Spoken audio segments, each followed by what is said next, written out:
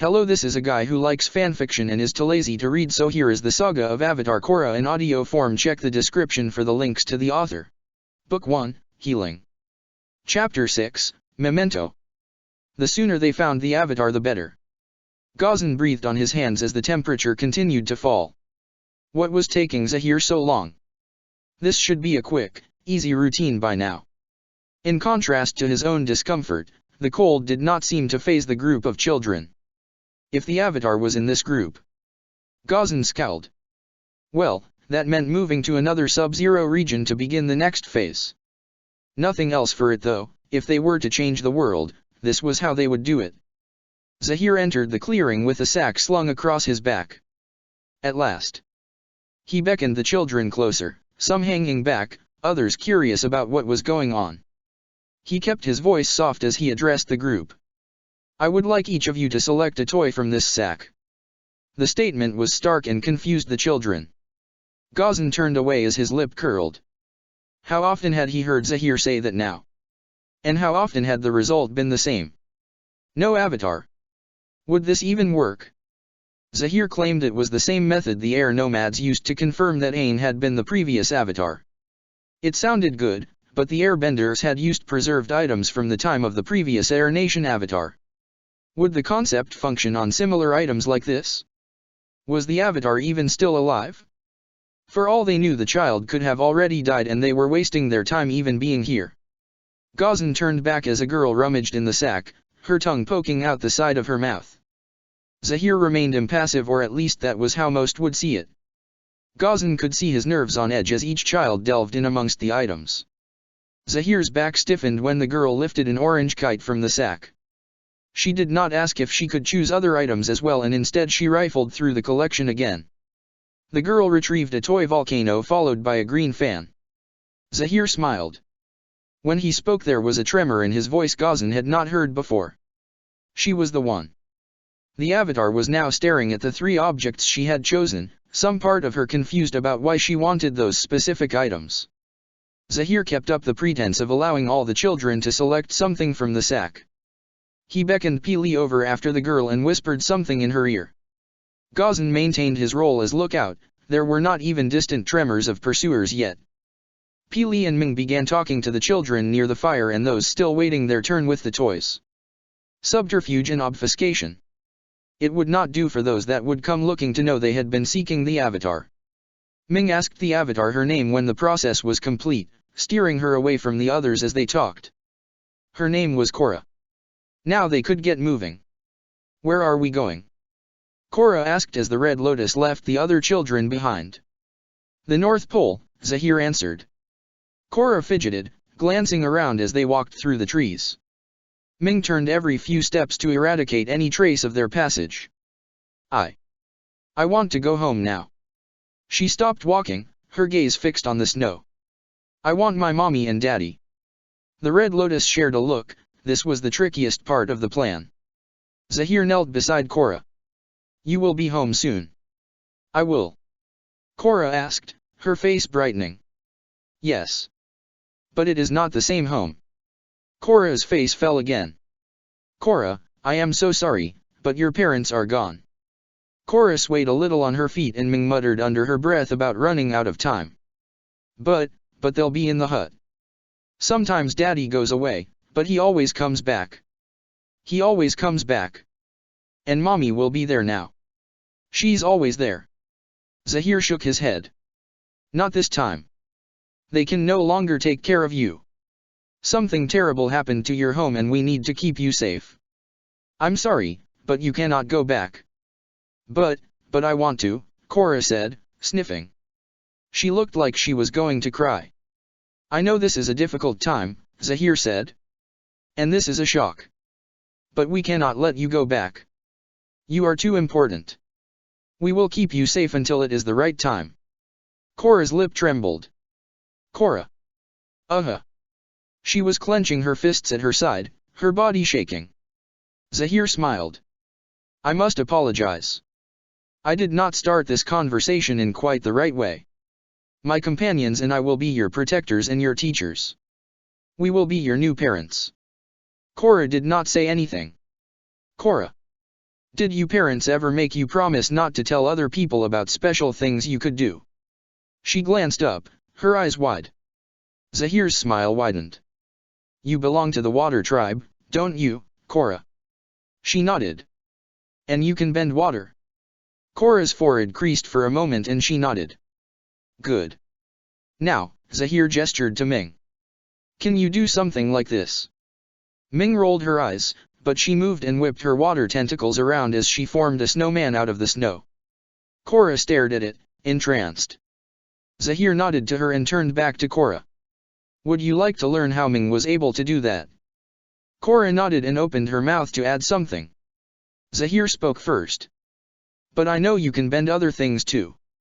Can't you, Korra? She looked shocked but recovered fast and shook her head. Such a pity, he said, gesturing to Pili. If only you could. Pili could have taught you how to bend fire like she does. Pili held her hands in front of her, crouching down beside Zahir.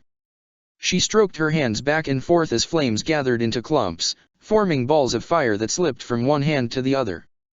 Korra watched in wide-eyed amazement. And if you could earthbend, well, Gazan could teach you some things. Zahir nodded to him and Korra stared at him for the first time. He focused on the ground below the snow, tearing at the soil and rock. No. Too simple. He needed to wow the avatar. Gazan concentrated, heating up the rock, melting it into a viscous fluid. The lava flowed up from the ground, melting the snow as it passed, and he gathered it into a sphere. What would impress her? An animal of some kind might be best. He moved his fingers and the rock shifted into the shape of a fish. Little help, Ming? He asked. Ming rolled her eyes and gestured, the rock freezing solid in his hands.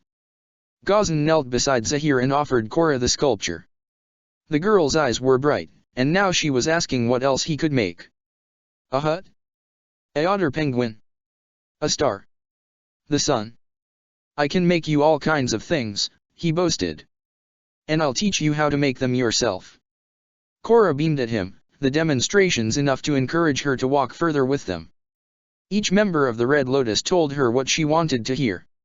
How her favorite foods would be for breakfast, all the toys she would have, all the animals she would see. Everything she could learn. They made no mention of the training, the practice necessary to hone her bending to brutal effectiveness. How the history she would learn was not as others taught it. They left the continent behind without meeting another soul and sailed north.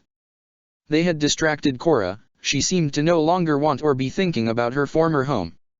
It was only later that night Gazan realized they could not grow too comfortable just yet. He had the first watch on deck and could only listen as the young avatar sobbed into the night, only stopping as sleep took her. Naga panted as she padded up the hill. She had only ever carried her before, Bolin seemed to weigh a lot more than Korra did.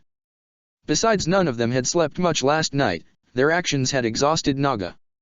Sorry girl, Korra murmured as the sky lightened all around them. It could not be long before dawn. Korra, Bolin yelled and she jumped. What? She asked, checking every direction.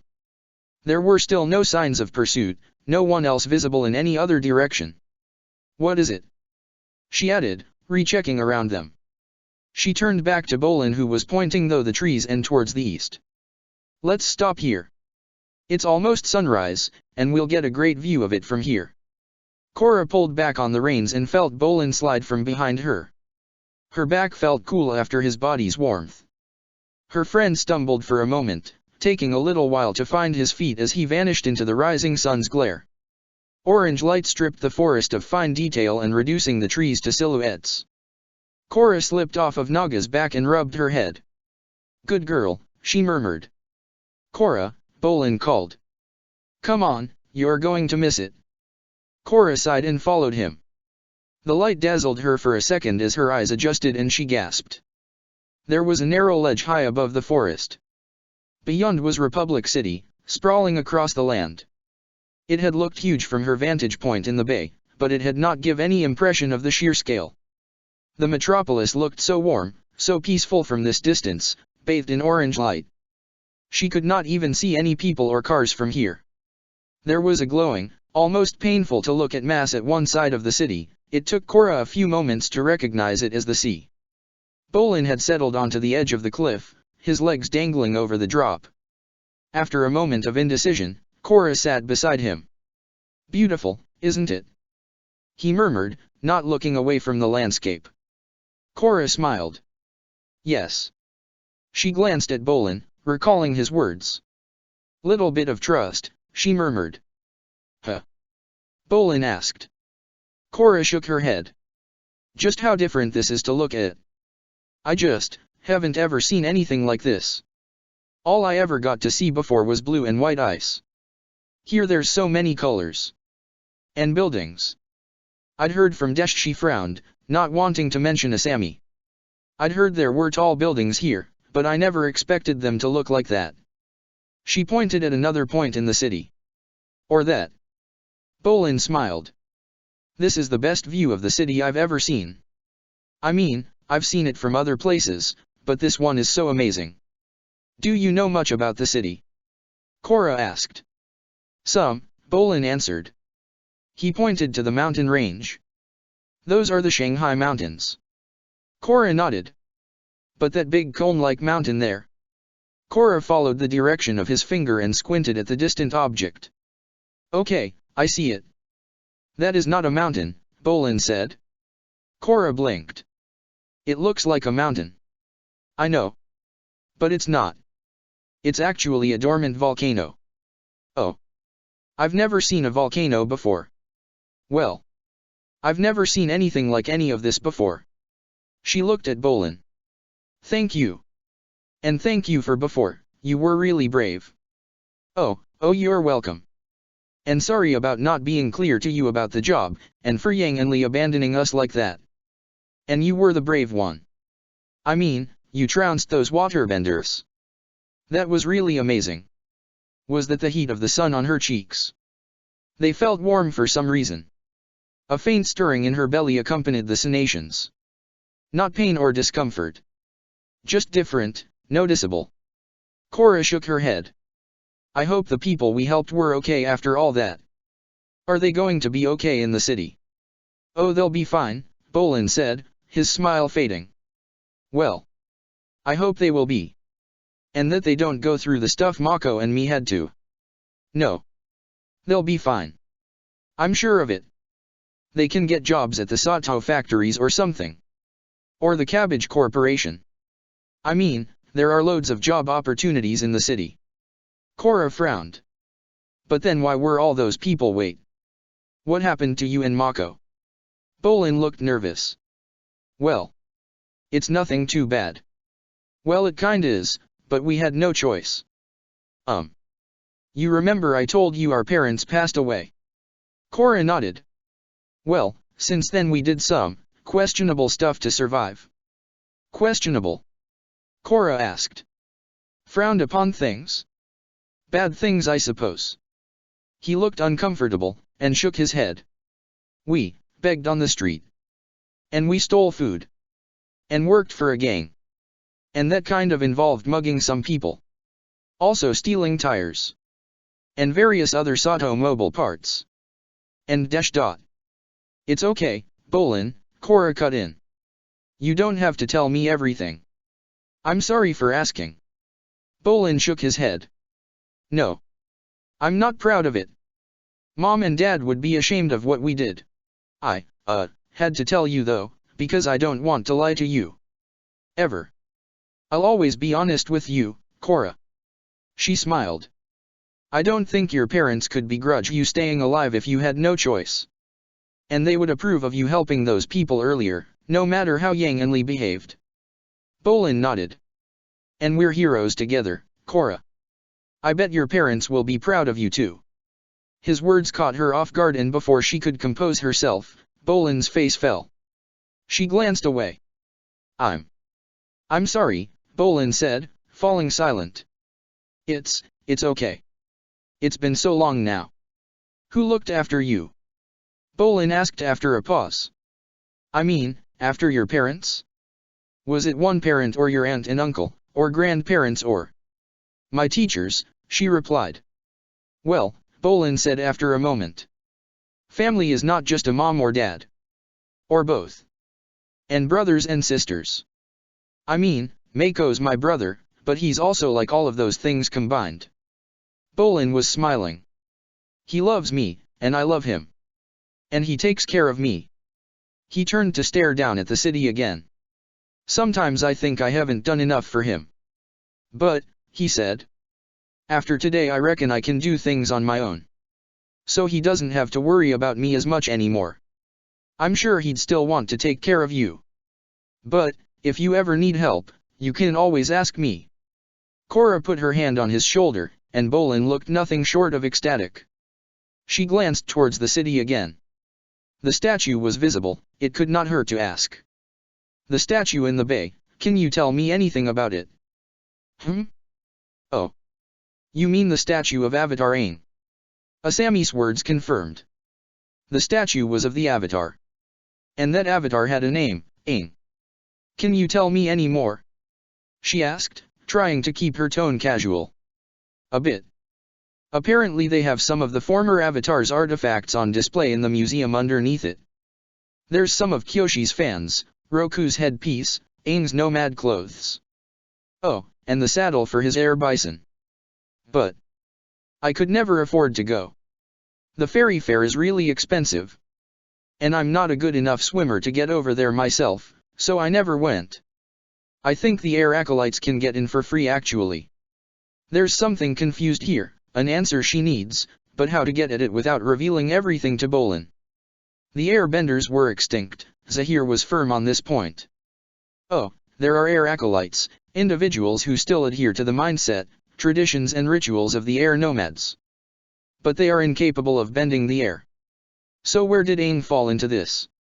As far as she knew, one of the older Fire Lords managed to purge the entire tribe. Wait. Her history book detailed two of the former avatars, Kyoshi and Roku. Before this point the book was lacking a lot of detail, but there was an offhand mention of a sequence, earth, fire, air, water. It never quite struck home before, or quite resonated in the right way. There was only one avatar at a time. Her predecessor was an airbender.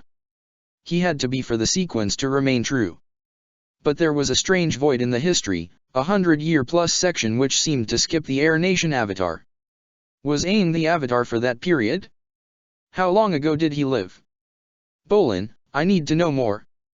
Bolin blinked. More? History isn't my greatest area, but I can try.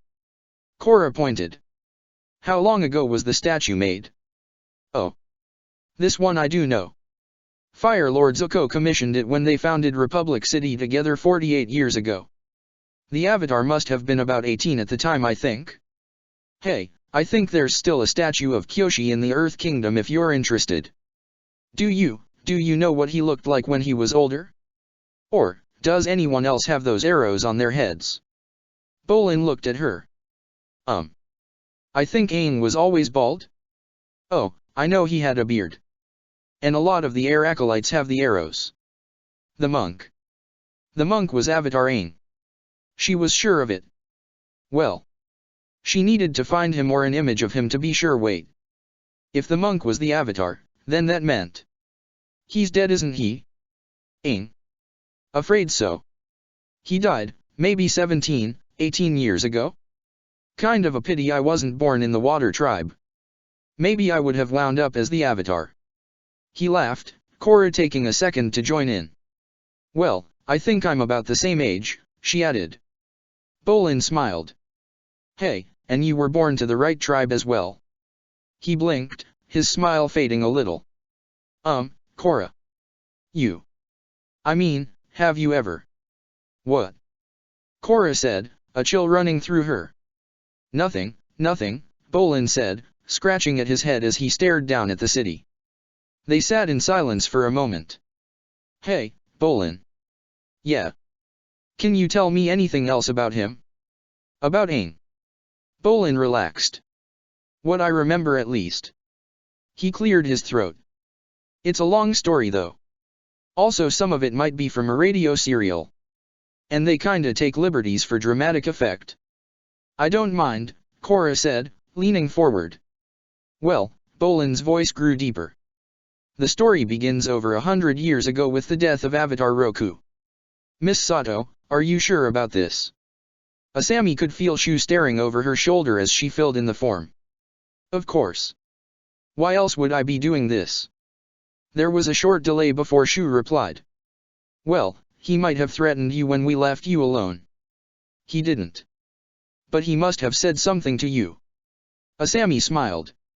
He did. Though it wasn't a threat. He could have been lying. Asami did not reply. What did he say? Shu asked after a moment. Private business. We have more we need to discuss and we can't do that while he's in jail. Asami set the pen down and reread the form. At least she had enough money in her purse to cover the fee. For some reason she doubted this would still be possible if she had to run to the bank first. Even though she watched her write everything out, Shu still looked shocked when Asami handed her the form and the money. She hesitated before she took them. Miss Sato, I can't stop you doing this. But you have to know that guy is dangerous. We found him fighting in an illegal bending arena.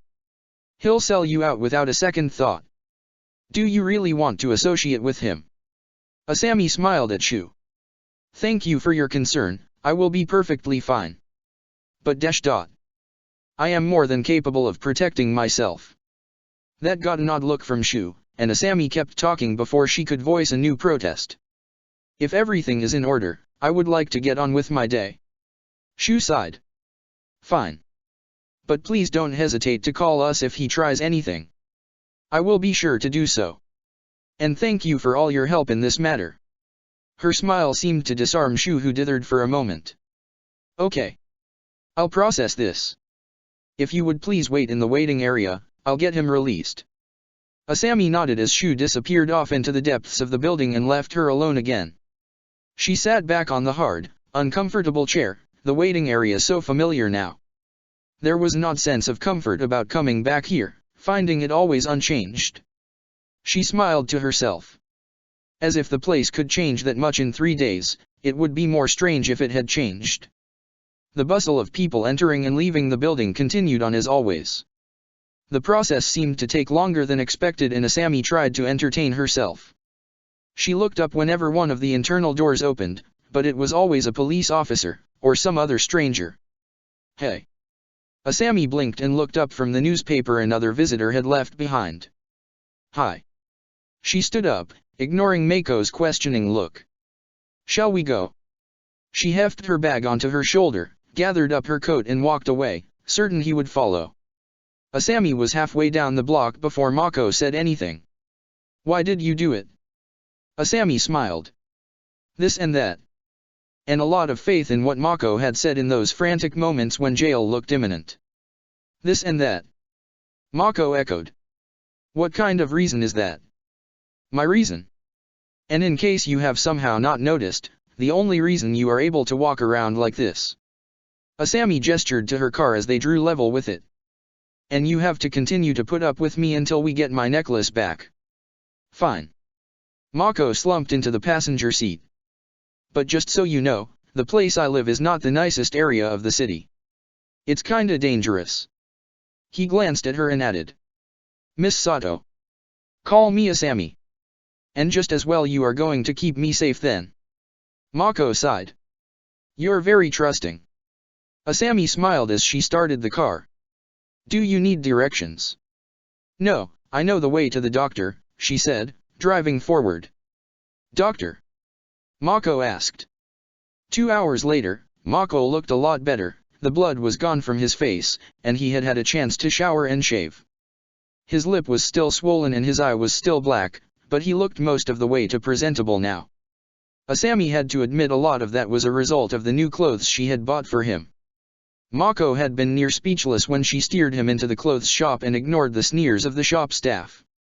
The remains of his old clothes was moldering in the store's bin. And so to lunch. Here, Asami said, as she passed a meat bun to her companion. Thank you, Mako said, staring at the food. He had been saying that a lot since they left the police station. It was as if he was still waiting for the axe to drop, for everything to go wrong after he had somehow gotten such a fortuitous windfall. Asami frowned as he took one large bite of the bun and wrapped the remains in a napkin. He stuffed the leftover into his pocket, his eyes darting around as he did so. Old habits, she supposed. She could not tell him to just eat the snack if their company was going to end soon. So, Asami said, gulping down the last of her bun with a little too much haste, the hot pastry scorching her mouth. Feeling a bit better? Yes, Mako said, staring down at his legs. Good. So, any requests for something else, or should we retrieve my necklace now? Mako glanced at her. I was ready for that hours ago. I know.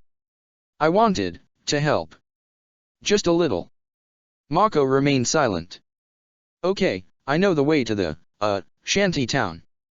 Should I just head there for now? Mako nodded.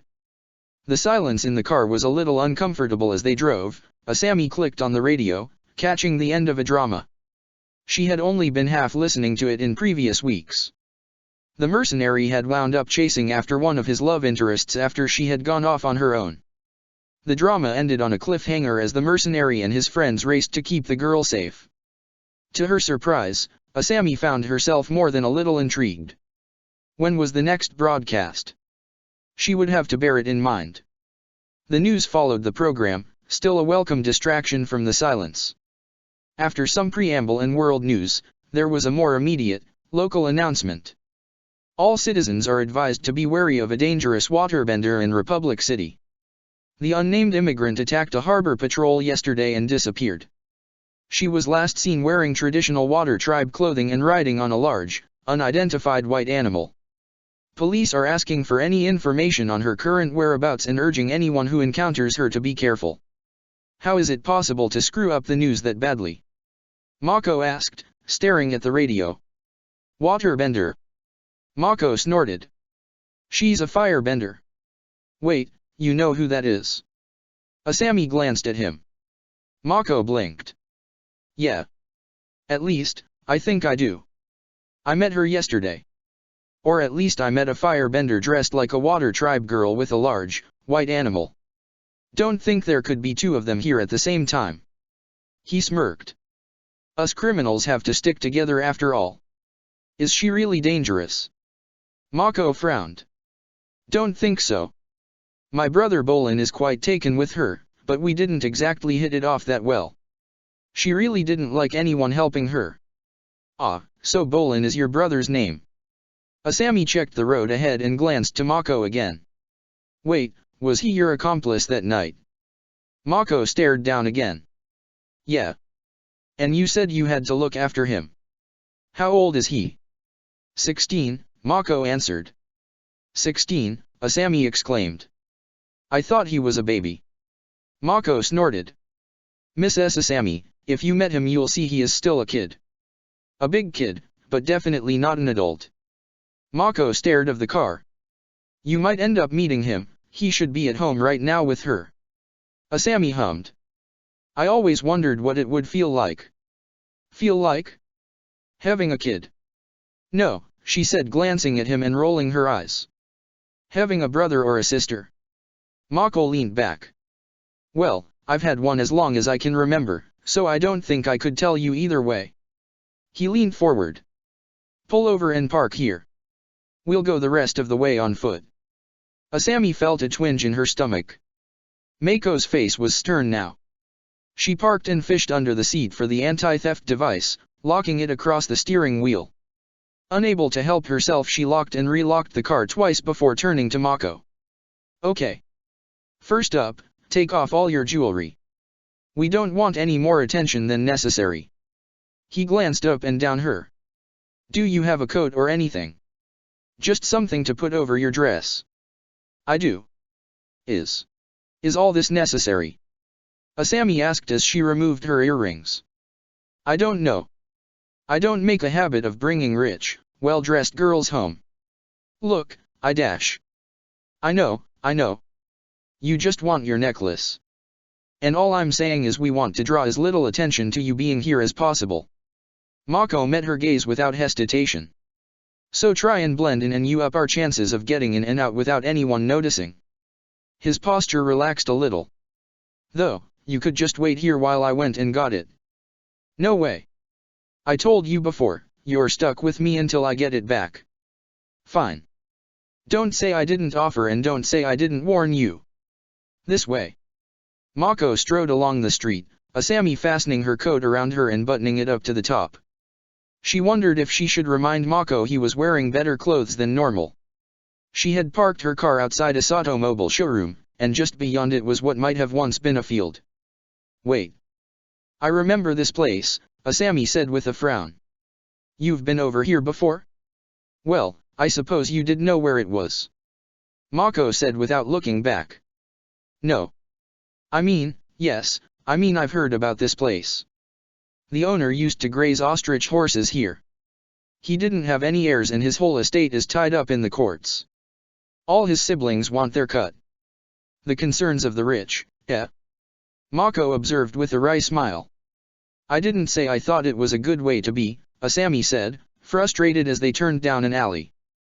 The area became more and more run down as they walked. The brick walls to either side of them crammed with graffiti. Asami stared at the huge, lurid letters as they walked. Don't do that, Mako said. What? Stare at the tags. Every gang's got their own. If you keep looking at them like that, then everyone's going to know you're new here. Asami pulled her gaze from the wall, staring at the back of Mako's head as they turned a corner into the roar of a crowd. A large, open area was awash with people and stalls. Asami tried and failed to stop herself from staring at the variety of stalls and objects for sale. A stall selling octo fishes jammed up against another that looked like it was selling parts for Sato mobiles. Asami tried to get in closer, but someone took hold of hand, Mako. Here. It's easy to get separated. He tugged at her hand, and with a last glance at the stall, Asami followed. There were book stalls, food stalls, places to sell weapons, and even what looked like a bar. Animals ran past her feet, cages of birds adding to the cacophony. There were people closed all around them. The scent of cooking food mixed with mud, dirt, and sweat. There were some unidentifiable smells mixed in and none of them pleasant. The air felt thick and cloying. It was tempting to cover her nose, but since no one else was doing so Asami resisted the temptation, it might mark her out as a stranger here. This notion of sticking with Mako was getting less and less appealing by the second. But it was also fascinating in a strange way. So many new sights drawing her attention every other moment. It was only after staring at the third identical image of a man in a mask that Asami thought to ask Mako about it. What's that poster about? Mako glanced at it and kept on walking. I'm not completely sure, to be honest. There are a lot of rumors. Well, there always are. But I always hear the same ones about that lot. It's some kind of chi-blocking club, I think. They get into fights with bending gangs. Asami stared at the next poster they passed. There are non-benders who go up against benders. Mako nodded. I'm impressed, she added. It's quite something. Assuming those rumors are true. Asami broke off. I half want to say it's a good thing, but I guess the chi-blockers are also a gang. She asked. As far as I know, Mako said. Thought so.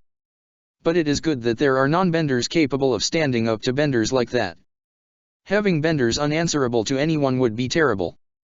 I mean, there's still all that fuss about the next avatar and we haven't found her. Asami's eyes widened. Or him, she added, trying not to think of the cold once again. We've coped fine on our own since the last one. Wish I could disagree more, but it's not like everyone uses bending for anything useful. I'd trade mine for having my parents back. There was a gulf there, he had no one aside from his brother. She had her father and his wealth. They were from two different worlds. They left the market behind, the air quietening as they walked. Mako was still holding her hand, and Asami could not bring herself to let go just yet. The pavement beneath them ran out and now there was just thick mud that sucked at their shoes as they walked through it. On the other side of a polluted stream Mako relaxed and Asami caught the change in his body language. Was his home nearby? A battered shack sat between two buildings and up against a tree. My home, Mako smirked. He banged on the door. Hey Bolin. No response, he tried again. Hey Bolin, you in there? Korra? Anyone? Asami peered in the window, nothing more than a square hole in the wall. It doesn't look like anyone's in there. Mako sighed. Wonder where he got to. He pushed the door open. The door did not even have a lock. How could they live like that? Or was it that he had no choice? Come in for a second, Mako said. Asami pulled the door closed behind her, as Mako scratched at the wall beside a pile of junk. The wood peeled back and he extracted something. As promised, he said, holding out her necklace. Asami's hands trembled as she reached out. She had hoped, had believed in him, but it was still amazing to now be holding her memento once again. Thank you, Mako, she said, clutching the necklace to herself. It would not do for a repeat of previous circumstances. Asami slipped the necklace into her inside pocket. Mako shook his head. No, thank you. You trusted me, you got me checked over, you bought me clothes and lunch. And after I stole from you, I can't really repay you. He gestured around. I don't have anything to give. Though I'll get you back to your car, and I'll try to live a better life. Asami smiled, following Mako's arms as he gestured and noticed the framed picture in the corner. I'll consider us even if you get me back to the car. And let me have a quick look at that picture. Oh. Sure, be my guest, he said, passing it to her. It was a black and white photograph taken years before and well before his police mug shot. There was Mako. The other child must be Bolin. And there are his parents. Can I ask a question? Mako smiled. I owe you so much, you can do pretty much what you want. What did happen to your parents? Mako's face grew serious. Firebender loan sharks. It happened pretty much how you'd think. Neither of them spoke for a moment. That picture and this scarf are all we have left, he said, fingering the scarf around his neck. I'm sorry, Asami said. But I know how you feel. My mother. Asami swallowed. She died confronting firebenders and dash dot. She fell silent. Mako grimaced. I don't know what to say. I'm sorry. Asami shook her head. It's okay. It's been a long time. But they were in our home and dash. Do you hate firebenders? What? No, why would I? I wanted to. But I am one, just like them. He sighed. But I couldn't do that. Asami reached forward, resting her hand on his shoulder. He flinched, but settled. I need to find my brother. Make sure he's not in trouble. Him or his new friend. Is that such a risk? Mako glanced at her. It might be. Bolin might end up doing something stupid just to impress her. And she thinks she's untouchable just because she's a decent firebender. So many firebenders, murmured Asami. Well, let's go then. We can cover more ground with the car. Mako frowned. Wait, Asami, you don't dash dot. Ah, Mako. You have found yourself a very nice specimen this time, haven't you? A new voice interrupted him. Boss, Mako said, turning to look at the blonde, heavy-set man who peered in the window. Care to step outside so we can, talk things over? Mako nodded, his body tense. He mouthed shady shin to Asami as he opened the door. Mako. I am astonished to see you out of jail. And looking so presentable.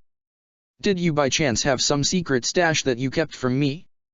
Not completely honest with your takings each day. Nothing like that, boss. Just got lucky. Shin laughed. Lucky? Lucky you say? Well, Mako. I rather think you used it for the wrong thing.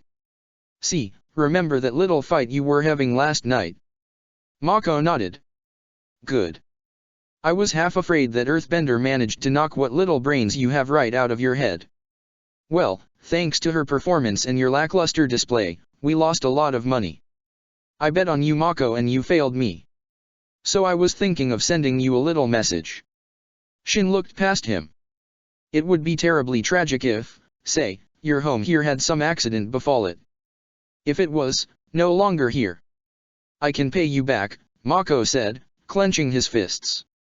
I doubt that, Mako. If you had that kind of money, you would not be living here. In any case, your services are no longer required. Shin smiled. That earthbender, she was something else though.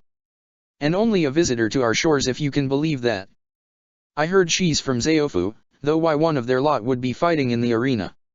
He shook his head. No matter. Since you are here, I think I can spare your home. You will repay me another way. Shin gestured to the men behind him who assumed combat stances. Asami leaned into Mako. How much do they want? I can pay it for you. Mako glanced at her, his eyes wild. It's too late for that. Just run. He pushed her forwards, towards Shin, towards the gang as fire blasted from his fist. There was an opening ahead of her and Asami took it, sprinting forward. Don't look back, Mako yelled from behind her. She ran. No. She should fight. Asami knew how to defend against earthbenders, how to defend against waterbenders. How to defend against firebenders, the one she remembered most with vivid detail. But the training always assumed singular opponents. There had been 7 firebenders there, assuming Shin was not also capable of the skill. No. She had to run. The memories of the route were fresh in her mind, it did not take long for the noise and chaos of the market to appear before her again. Okay, now what? Police? Was there even a police presence here? No, of course not, so many dubious or outright illegal things out in the open. Think. Time was running out. Okay, so where outside of the area could there be police? Asami grabbed at people around her, asking for the nearest police building. Answers were not immediate and it took an age to find someone to tell her. It was not too far, but to get through the market, through the back alleys and then return. Too long. She fidgeted, her hands clasping each other in anxiety, people all around her looking at her with narrowed eyes. She muttered and mumbled under her breath, rejecting and rethinking the same things over and over again. No time. Asami spotted something white out of the corner of her eye. Something big, moving through the crowd. There were 2 people on it. Radio. Mako said something about the radio. Waterbender. Not a waterbender, firebender. Large white creature. Mako's brother, Bolin. The girl, his friend. K something? Does not matter. Mako needed help and they were right there. Bolin, she yelled. Book 1, Healing. Chapter 7, Search of the Lotus. Ming scowled. The Avatar's stance was all wrong and though it did not seem to be hindering her. Ming lashed out at her with a water whip. Earthbenders were never successful when they tried similar defensive stances against her, not at the speed she could move water. They were always slow, exacting, preferring to stay as close to the ground as possible. The mindset was understandable, but seemed a fundamental weakness when encountering a waterbender. How they ever coped with airbenders was beyond her. But Korra coped just fine. Despite her earthbender-like stance, she did not move as expected. Before the water whip could touch her, Korra leapt up into the air. In the moments when she dodged, flipped, and span around, she moved as a waterbender would. But as soon as her feet were on the ground, the Avatar switched to her earthbender mindset. She never sought to use her speed and grace as an attack. It was no surprise to find Korra took to waterbending without issue. From those frenzied moments in the village, Ming knew at least the girl's mother had a similar skill set. Korra skipped through the basics in no time, the specific initial forms easy for her to grasp and she was already capable of directing water at her opponent. But there was no finesse to her movements, no elegance with the water. All too often Korra was content to just form ice and fling it at her opponent. Thus, Korra's response to her water whip attack was to clump the snow into a mottled blob and send it hurtling towards Ming. The Avatar was overconfident, smirking to herself as she stood ready for the next attack. Oh. Not so weak. The clumps required a little more effort to destroy than Ming assumed, it seemed the core of each was solid. At least Korra was not just throwing oversized snowballs around. It still remained a poor use of her skill. Ming sighed. This is not earthbending, Korra. Korra looked confused. What? She clumped together another block of ice. Waterbending should not be reduced to flinging blocks of ice at your opponent. Korra ignored her and hefted the block up. Drop that right now, Ming shouted. Can't cope with it, Ming. If it's giving you trouble then it seems like a good tactic to me. Korra flung projectile forward and Ming smashed it apart. She scowled. All you are doing is throwing oversized snowballs around. They are easy to block and even easier to destroy. You will not harm anyone with them. So what? Korra said, forming another clump of snow. I'll attack with fire. I can just stick with water for defense.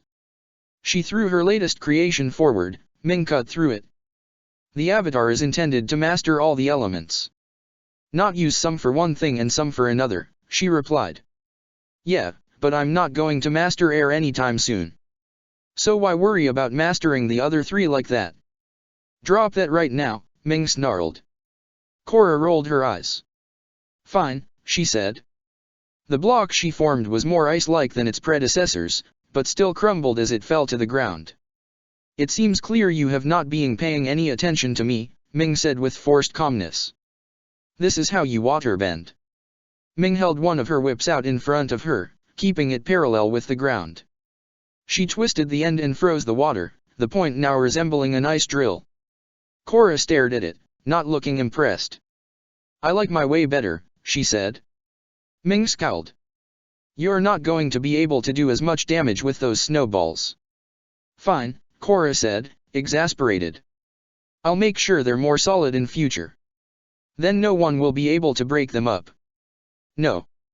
You will practice producing cutting and stabbing edges like this one. But Korra began. A movement caught Ming's eye. Otter penguins. Physical harm to Korra had been forbidden by Zahir, but he had said nothing about psychological or harm to something else. Ming needed to make things clear to the avatar. Perhaps a demonstration is in order then. Ming said, her smile cold. Demonstration? Korra asked, confused. Yes. You do seem to be missing how effective my methods are. Now, this is waterbending. She cracked the whip forward. The otter penguin did not even look around as the ice sped towards it. The creature let out a strangled squawk as the drill passed through its body. The other birds nearby shrieked and waddled away from their dead companion. Ming turned to Korra. The girl had not said a word, her gaze fixed on the dead bird and the expanding pool of blood around it. Korra started wailing. Stop that, Ming commanded. Korra ignored her. Stop crying this instant, you sniveling brat. Korra sank to her knees, sobbing. Ming scowled at the hunched, pathetic form of the avatar. Korra, she snapped again. Korra continued to sob, ignoring her teacher. Ming muttered to herself and stalked away. Tenzin blinked his eyes open as the knocking came again. Pema yawned and rolled over. Tenzin, someone, door, she said, directing a lot of her speech into her pillow. Rubbing the sleep from his eyes, Tenzin pulled the door open. Milo beamed up at him, looking far too energetic for this time of day. Finally, he said. Can we learn the air scooter now? Tenzin sighed. I said I would only do that if you successfully meditate this morning. Have you done so, Milo? Yes, Milo said, looking away. Really? Tenzin asked. No, Milo admitted after a fidgeting pause. Then you can't learn the air scooter. But it's so boring, Milo protested.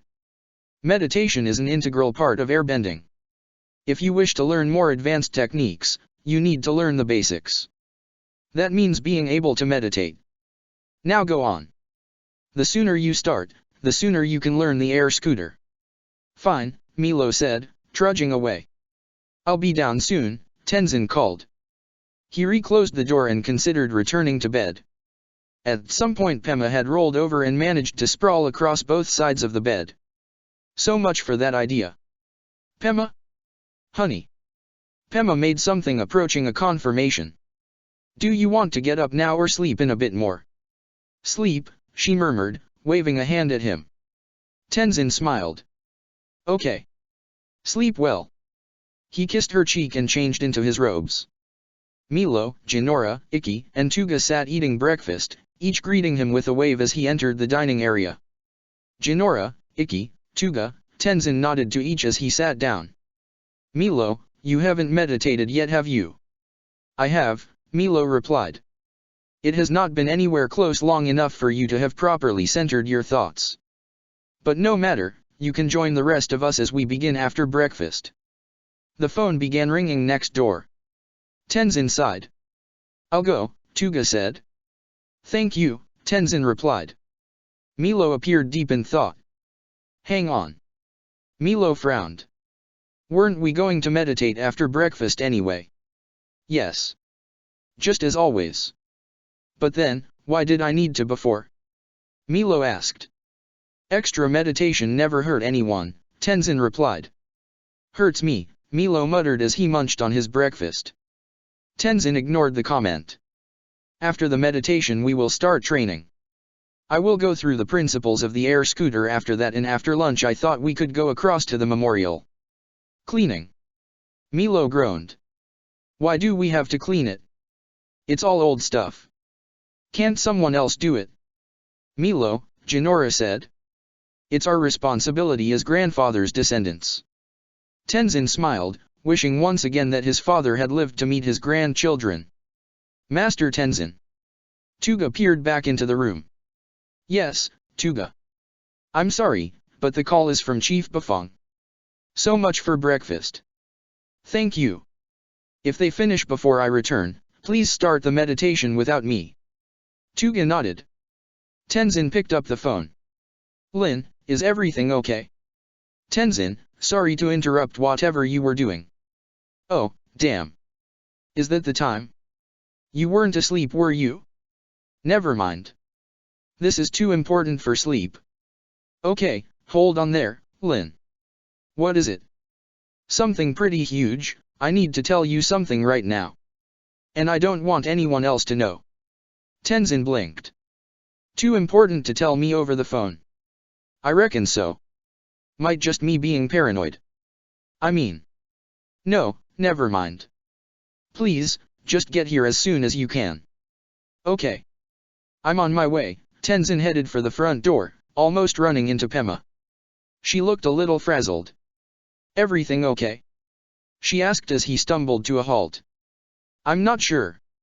Chief Bafong just called about something. Something big. Pema frowned. Any idea what it's about? No. Well, it could be. He trailed off. No. Not good to get his hopes up, the chances against it were astronomical. Not even good to make jokes about it. It's urgent at least. Sorry to run off like this. I had planned for us to spend the day together.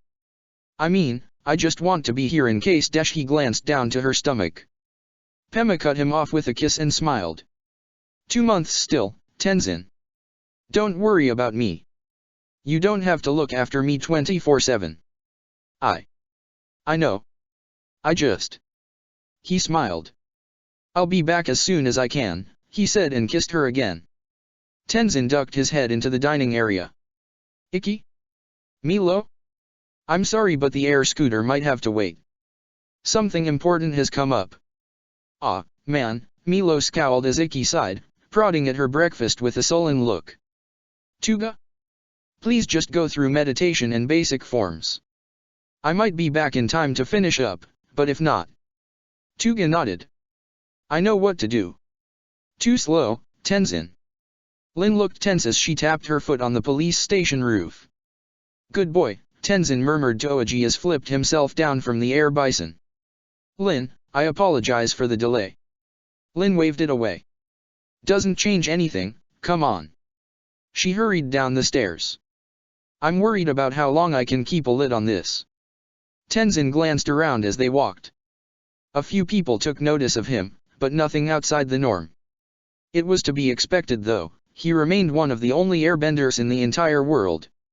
Lin did not say anything further as they walked. She slapped her foot against the ground at regular intervals, pausing each time before continuing, satisfied with whatever she sensed. They arrived at an interrogation room in an older, less trafficked part of the station. Inside was a teenage girl. Her eyes widened as Tenzin entered and she scrambled to her feet. Officer Chang, Lin said. Sorry for the long delay. She glared at Tenzin. This is Tenzin, son of Avatar Aang. Chang bowed. It is an honor to meet you, sir. Likewise, Tenzin replied, bowing back and ignoring Lin. But, please, Tenzin is fine. Okay. Lin stomped on the ground again. Okay, we're good. Chang, I want you to tell Tenzin exactly what you told me. Chang swallowed. Okay. At around noon yesterday there was a call for reinforcements at U Beach due to an aggressive waterbender. My team were part of the reinforcements that got called in to help. We weren't needed in the end, the waterbender left just as we got there, but she did a real number on the two who found her. They'd found her asleep on the beach with his huge, white dog-like creature and she just attacked them, wound up flinging both of them up in the air and breaking one officer's leg. Tenzin frowned. I think I heard about this yesterday. Lin, was this dash? Lin nodded. There's more, Chang said. I saw her again, early this morning. I was on river patrol, we found a boat tied up near the boundary fence and ran into a group of human traffickers. There were 4 benders, 2 fire benders, a water bender, an earth bender. And they had a big, white dog-like creature with them. So the water bender from the beach was there. Chang shook her head. I mean. Yes, she was, but she fidgeted. I didn't recognize her at first. I mean the girl this morning, she was obviously from the water tribe. But she was wearing traditional Earth Kingdom clothing and I just didn't realize at first. It was only when her hat came off that I realized she was the same girl. This is troubling, Tenzin said, still unsure of the relevance. Human trafficking is a big problem for the city. Tenzin, Lin said in a sharp tone. Let her finish. I wouldn't drag you down here to talk about human traffickers. Chang. The girl, the water tribe girl, she was fire-bending. Tenzin leaned forward. She was what? Fire-bending. I saw her do it. Tenzin sighed. Then the initial report must be wrong. Either she wasn't the waterbender on the beach, or something has been confused somewhere. Lin shook her head. The original officers have been consistent with their story and seriously. How many huge white dog-like creatures do you reckon are seen in the company of water tribe girls? I know it's hard to believe. But I think she might be the Avatar, Chang said, holding Tenzin's gaze. Tenzin took a deep breath. Tenzin. Lin said after a moment. I know this is a bit of a long shot, but I've never heard of anything like this. I know it's been years since the last claimed Avatar sighting. And I know you can't just take someone else's word about this, but... Lin trailed off. Neither the Harbor Patrol or Chang are the type to make something like this up. And her account tallies with the other officers on patrol with her. How old did she look? Tenzin asked as he tried to hold his excitement in check. Chang almost smiled. Late teens. Brunette, blue eyes, average height. She looked pretty strong. Did you? Tenzin wetted his lips. Did you catch her name? Chang shook her head. Sorry. The Earthbender. I think he said it, but it was hard to hear at the time. Chang, thank you.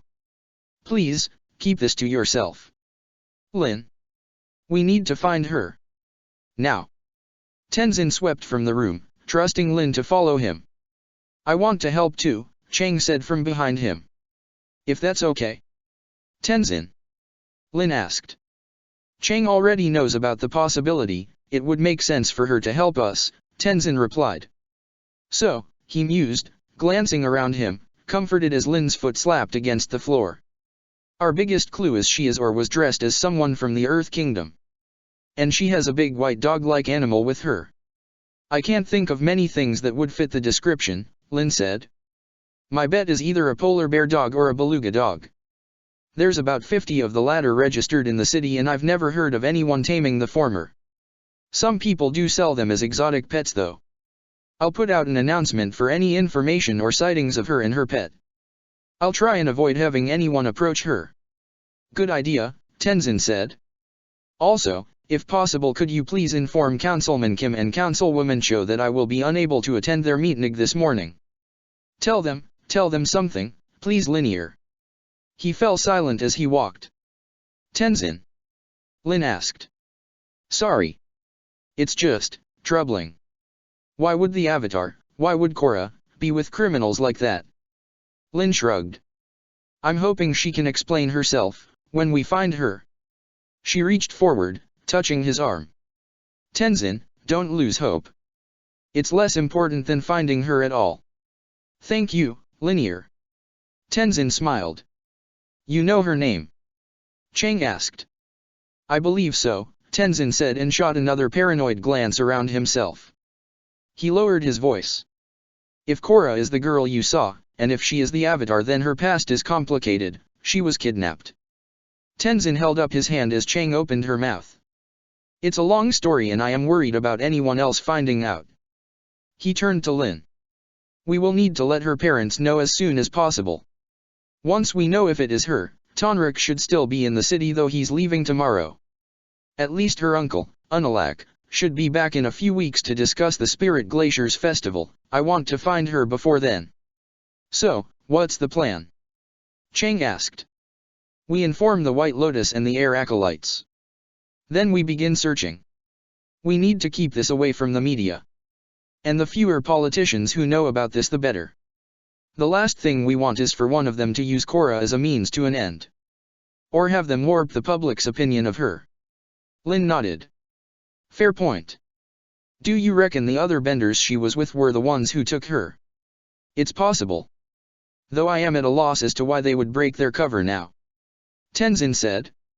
Didn't you have some theory about who might have been responsible for the abduction? Yes, Tenzin said. The two most likely candidates were the Daily or the Red Lotus. The Daily. Chang spoke up. I thought they were just boogeymen in radio serials. Lin sighed. No, they're very real unfortunately. People have a hard time believing a super-secret task force under the direct command of the Earth Queen is even possible, much less true. What's worse is the ranks seem to have expanded as of late to include water and firebenders. Lin glanced at Chang. You're learning a lot of secret stuff today, kid, so keep this to yourself. We can't ever be sure what they have done, but some of the usual criminal activity, there's something about it that never sits right. Chang nodded. I'm sorry again, but I'm not sure I've ever heard of the Red Lotus. Or the White Lotus you mentioned before. Tenzin paused at the bottom of the steps up to the roof. Lin interrupted him. You explain your theories, I'm going to get that announcement put out. See you up there in a minute. Chang hurried behind Tenzin as he took the stairs two at a time. The White Lotus are a secretive society who assisted with the retaking of Ba Sing Se from the Fire Nation, he began. My father later charged them with locating and protecting the Avatar who would succeed him. The Red Lotus are a bit more complicated. 20 years ago they were an anarchist group made up of a mixture of fire, earth, and waterbenders.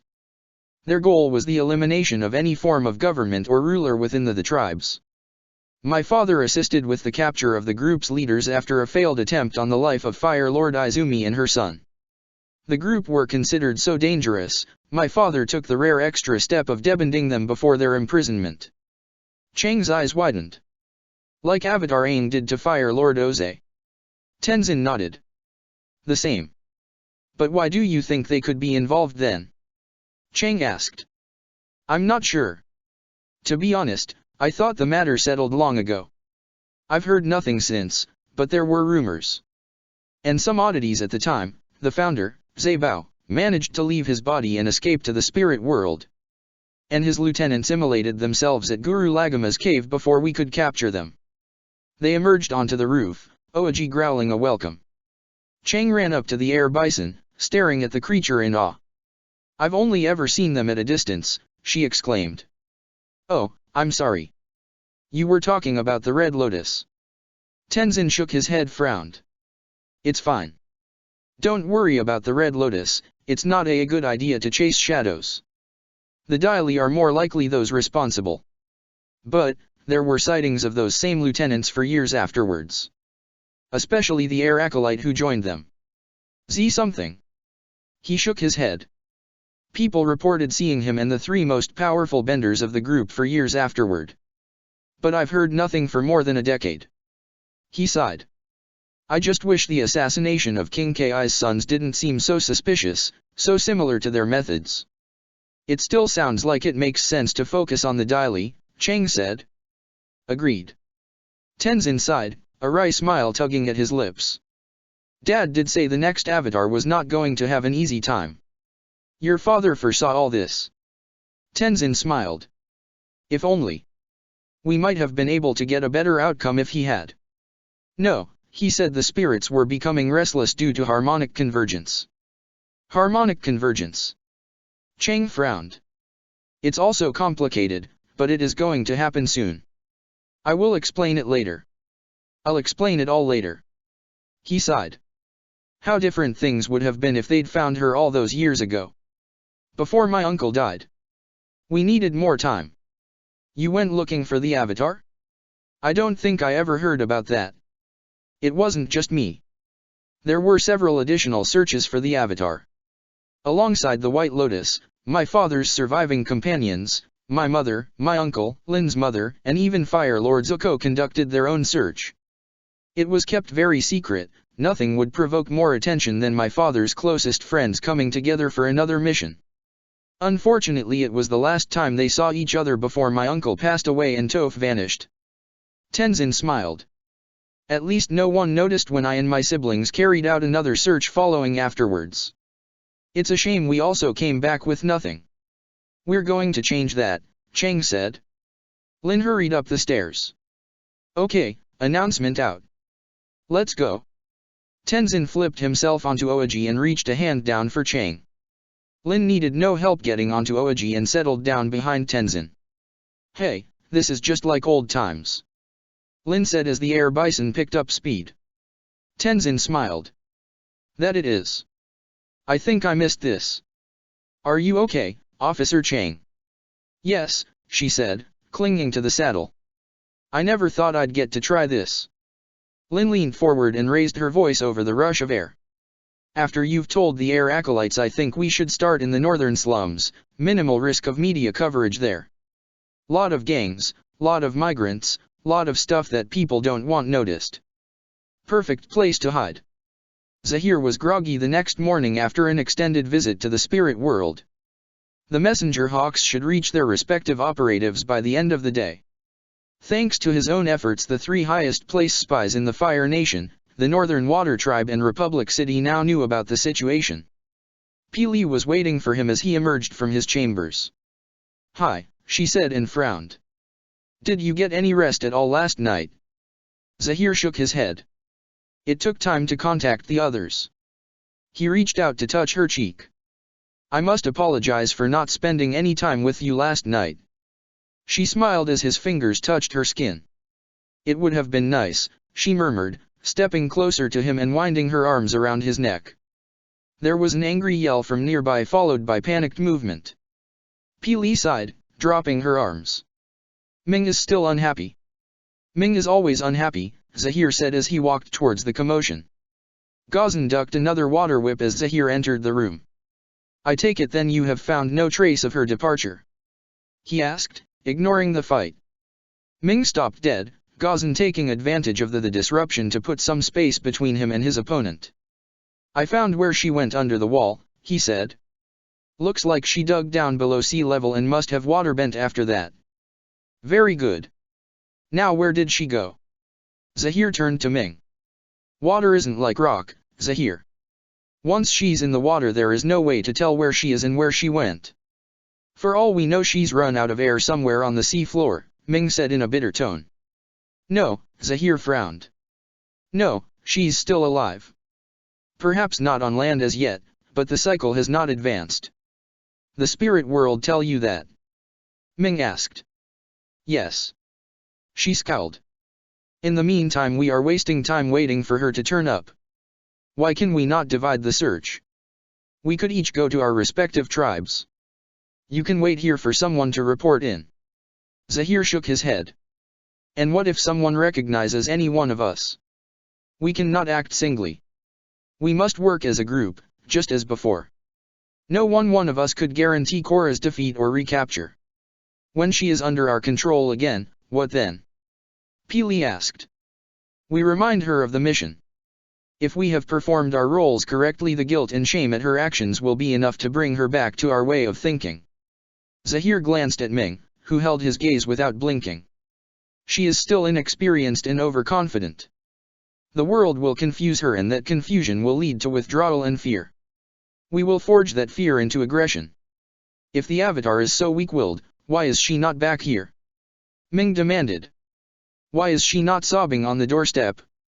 As you said, Ming, it remains possible, even likely, she has yet to make landfall. If she does wash up somewhere, what if she meets people who inform her of the previous Avatar's nature? Gazan asked. Zahir smiled. Her compassion is easy to subvert.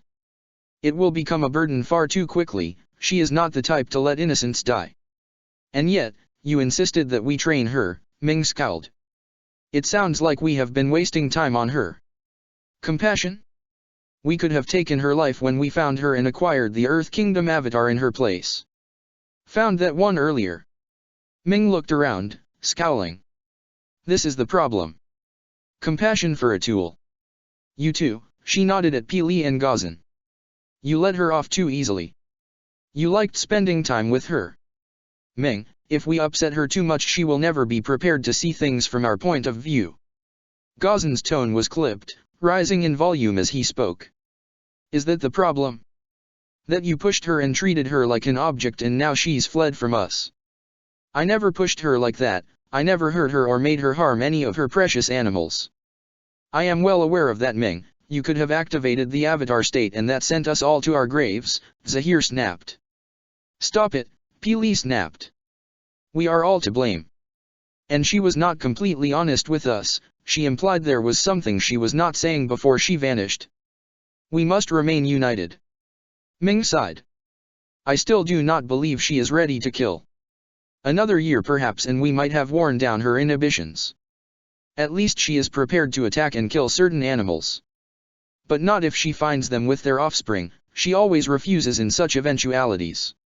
I have seen her let tiger sharks and polar crocs go when she sees their babies.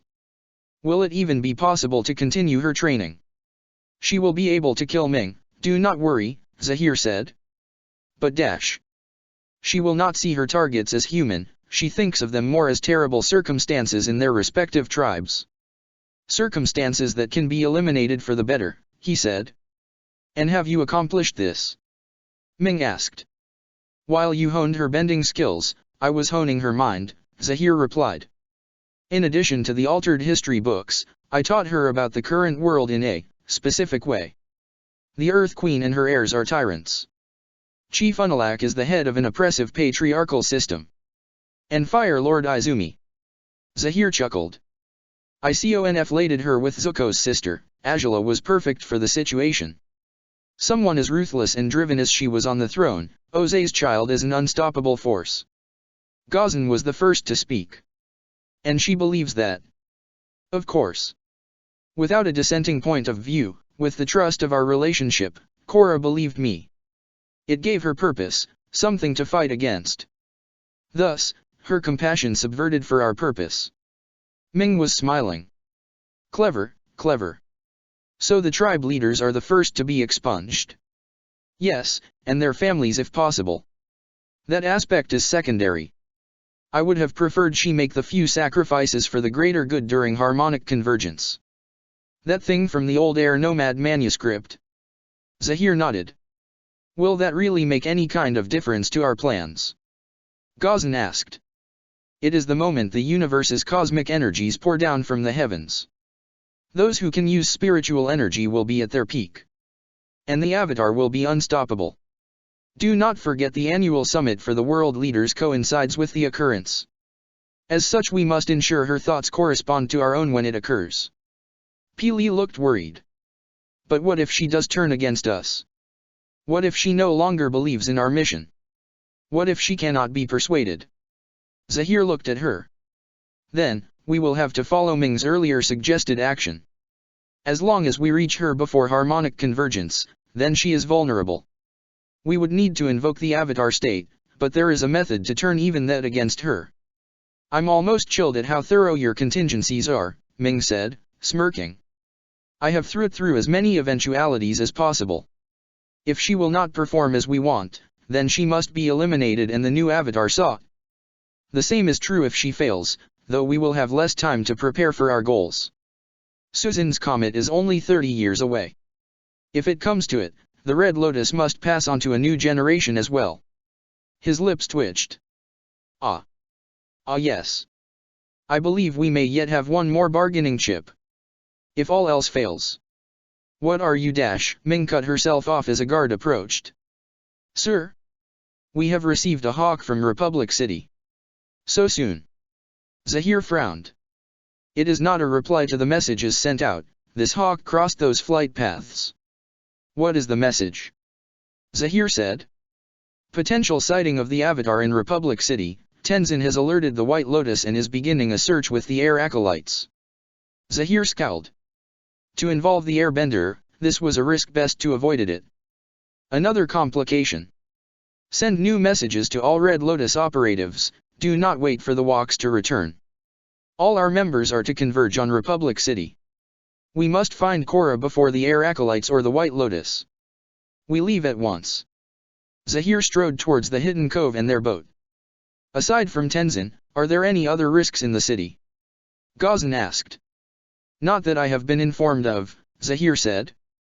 However, it is not long until her uncle and his family are due back in the city. I do not know how much of a risk they would represent. One more sacrifice for the cause? Ming asked. Book 1 Healing. Chapter 8, The Chai Blocker Lady. Ming raised her voice with the others as they whooped and cheered aboard the airship. They flew away from Ba Sing Se, leaving behind the 3 bodies of the Earth Kingdom princes. It had been so easy, the Earthbenders so weak, so easy to outmaneuver and destroy. Had Ghazan's appearance shocked the trio? Had it once been unthinkable for one of their own subjects to turn against them? She snorted. Pathetic, as if belonging to the same tribe could have affected his resolve. If not Ghazan, then another Earth Kingdom citizen would have risen up against them. The royal family could not stay protected from their poorer subjects forever. Ming doubted the Fire Lord or his family would make such sweeping assumptions, they would be harder to deal with. Harder but not impossible. She smirked as Pili drew Zahir into an embrace, both soon oblivious of their surroundings. The first burst of static from the radio startled them. The operator scanned through the whistles and pops of the dead frequencies, trying to zero in on the public band used within Ba Sing Se. There was still a little time left until the signal was too weak to hear. There should be some announcement by now, some word of the aftermath the group left in their wake. Those oppressed by the kingdom's leaders should still be rising up to lead themselves. The Red Lotus had completed its first move in the sequence that would revolutionize the world. Now they wanted to hear of their success. There was a burst of static and then a quiet voice, speaking in clipped, measured tones. Zahir waved everyone to be quiet as the Red Lotus drew closer to the radio. Repeat the announcement. 1 hour ago, our beloved crown princes were assassinated by enemies of the Earth Kingdom. The Daily have reason to believe that this same group was instrumental in inciting the riots within the outer rings of Ba Sing Se. Daily operatives have been dispatched across the city and taken both the assassins and all riot inciters into custody. All those involved are to be executed immediately. Princess Hoting has issued a statement informing the Earth Kingdom that she will now rule in the prince's place until another heir can be found. In the event that there are no other contenders for the throne, the princess will be crowned as the Earth Queen within the month. Zahir made a cutting motion across his throat and the operator silenced the radio. Zahir scowled, his gaze still fixed on the now mute device. Around him the members of the Red Lotus muttered, some suggesting that they return to the city and remove the new leader from power. Zahir shook his head. No. We must press on. If necessary we will deal with Hoting later on, for now we must prepare for the next stage. And this time we will eradicate the entire royal family. He stared around the group, everyone silent. No distant relative can be overlooked, the Fire Lord family tree must be pruned to the ground. His words are inspiration enough, and the Red Lotus cheered. Ming smiled, they would learn from this experience and not risk a repeat of Ba Sing Se in future. Ming never bothered to learn the Fire Nation operative's name. It did not affect anything, as long as her information was of enough quality. And she had provided so much, The Fire Lord and his family were creatures of habit. Fire Lord Zuko meditated late in the evening, and Lady Mai began brewing his favorite tea herself when he was close to finishing. She liked to serve it to him before the two retired to bed. Princess Izumi would also be awake, but she worked alone and long into the night while the rest of the household slept. Prince Iroh would be sleeping, as would the Lady Azula. Before events basing se, their plan called for the elimination of just 3 people. Tonight though, they planned for the execution of the entire household on a sliding scale of importance. The destruction of the direct hereditary line remained the most critical. The palace was near silent when they slipped over the wall by the cover of darkness. The Red Lotus moved from shadow to shadow with little more than a whisper of movement. They split up as they neared their targets. Ping and Ming were to take care of the prince, Zahir, Pili, and Gazan keeping watch at key points outside. The Song of the Night Fowl was to be the cue to attack. As the prince lost his life, Aki, Aang, and Haku would end Izumi. Then they would turn their collective attentions to Zuko, Mai, and Azula. The moonlight streaming in through the windows was more than enough to discern the slumbering form of Iroh. His breathing was regular and untroubled. If he was lucky, he would never know what even happened to him.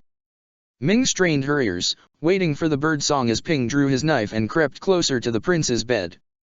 The ends of Ming's tentacles writhed. It would be so satisfying to perform this deed too. How she had relished the dying prince in Ba Sing Se, to have that experience again. Filthy bastards, a voice snarled. Ming's reflexes pushed her out of the way. Blue lightning cut through the space she had occupied seconds before, her movement bringing her around to face her foe. Ping was on the floor and no longer breathing. The strike had caught him, charring his skin in an instant. A second flash of blue light revealed an old woman standing in the darkened hall outside the room. Ming squinted and then flung herself to the side again as another bolt of electricity arced towards her. What's happening? Iroh was sitting upright, wary eyes looking around the room in panic. Another bolt of electricity. Ming leapt through the open window and into the courtyard outside. Her companions had already abandoned their posts and moved closer to the commotion. Ming ducked down as Pili concentrated. With a snapping series of pops, the firebender directed a bolt of energy into Iroh's room. The fiery blast lit up the darkness, the glare hurting Ming's eyes. To her delight, the explosion reverberated, the walls and roof shaking with the impact. The wooden building caught on fire, and with any luck the blast had consumed both occupants. If not for Zahir's insistence on stealth, they could have tried this first. For a moment there was near silence, the only sound the crackle of the fires. Ming let herself smile, wanting to applaud her companion. The fireball missed her by a hair's breadth. A figure burst into the open, still wreathed in smoke, fire blazing in her hands, the woman's face a mask of fury. The Lady Azula snarled as she hurled another fireball at the Red Lotus. Iroh joined her a moment later, launching his own assault. While the Red Lotus outnumbered the 2 firebenders, their targets more than made up for it with skill and speed. Iroh pinned Pili down with a constant barrage, leaving her unable to focus her thoughts and retaliate. And yet, Iroh was nothing compared to Azula. She was a nightmare given form, terrifying and monstrous. She was fury incarnate, moving faster than she should be capable of. Lightning and flames burst from her hands as she roared fire. Ming had almost no water left. She threw as much ice as she could spare to deflect or absorb Azula's attacks. Zahir was the furthest away from the fight, his combat skills worthless against the firebenders. Ming threw up another ice wall and bought Gazan just enough time to form magma blades. He flung them at Azula, the projectiles slicing through the air. A waste, the horrid speed of the princess meant the blades did not even clip her. Another strike, another wall of water, and Gazan flicked a magma shuriken at Iroh. Ming doubted Azula could move fast enough to intercept that too. The shuriken arced towards Iroh and with a clink fell to the ground. Metal glinted in the flickering firelight. Ming whirled, cursing. Lady Mai too? Did age blunt none of this family's skills? Mai's hand glinted in the firelight, a serrated blade between each finger. Gazan moaned and Ming's stomach lurched as both Izumi and Zuko appeared looking panicked. If these 2 firebenders caused them so much trouble they could not hope to cope with the Fire Lord and his wife as well. Was Izumi proficient in a weapon? No matter, the plan had failed. Their companions were either dead or captured. Alarm bells began to sound throughout the palace. "We have to retreat," Zahir shouted as they backed away from the advancing firebender family. Not good. The royal family were backing them into a corner. No water left. No options left. With a grunt, Ghazan concentrated. The palace's central pillar wavered, and with a surge it melted, a river of lava now at Ghazan's beck and call. It flowed with deceptive speed between the firebenders and the Red Lotus. Ming had a second to savor the sight of the family uncomfortable at the intense heat for once.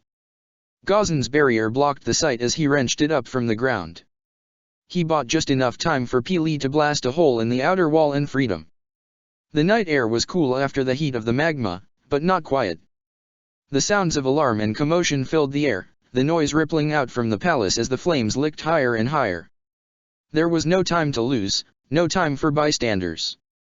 Those who happened to cross the Red Lotus's path died by fire and lava without another word. The city was too big, their airship too far, the threat of capture and failure nipped at their heels.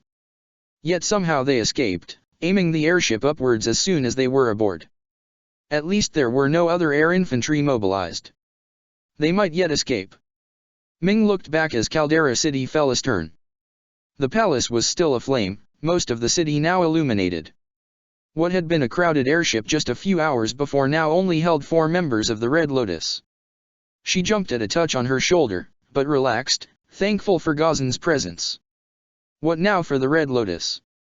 Korra's ponytail swished from side to side as Naga padded towards Republic City. The hill they descended made for good cover in case anyone was searching for them, but it was far from the most direct route they could take back to the city. How could she know so little about Avatar Aang when it was common knowledge?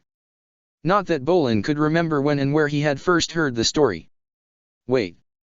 He was making a massive assumption.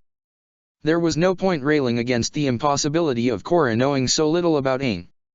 For whatever reason she did not and asked questions because she was curious. That was all there was to it.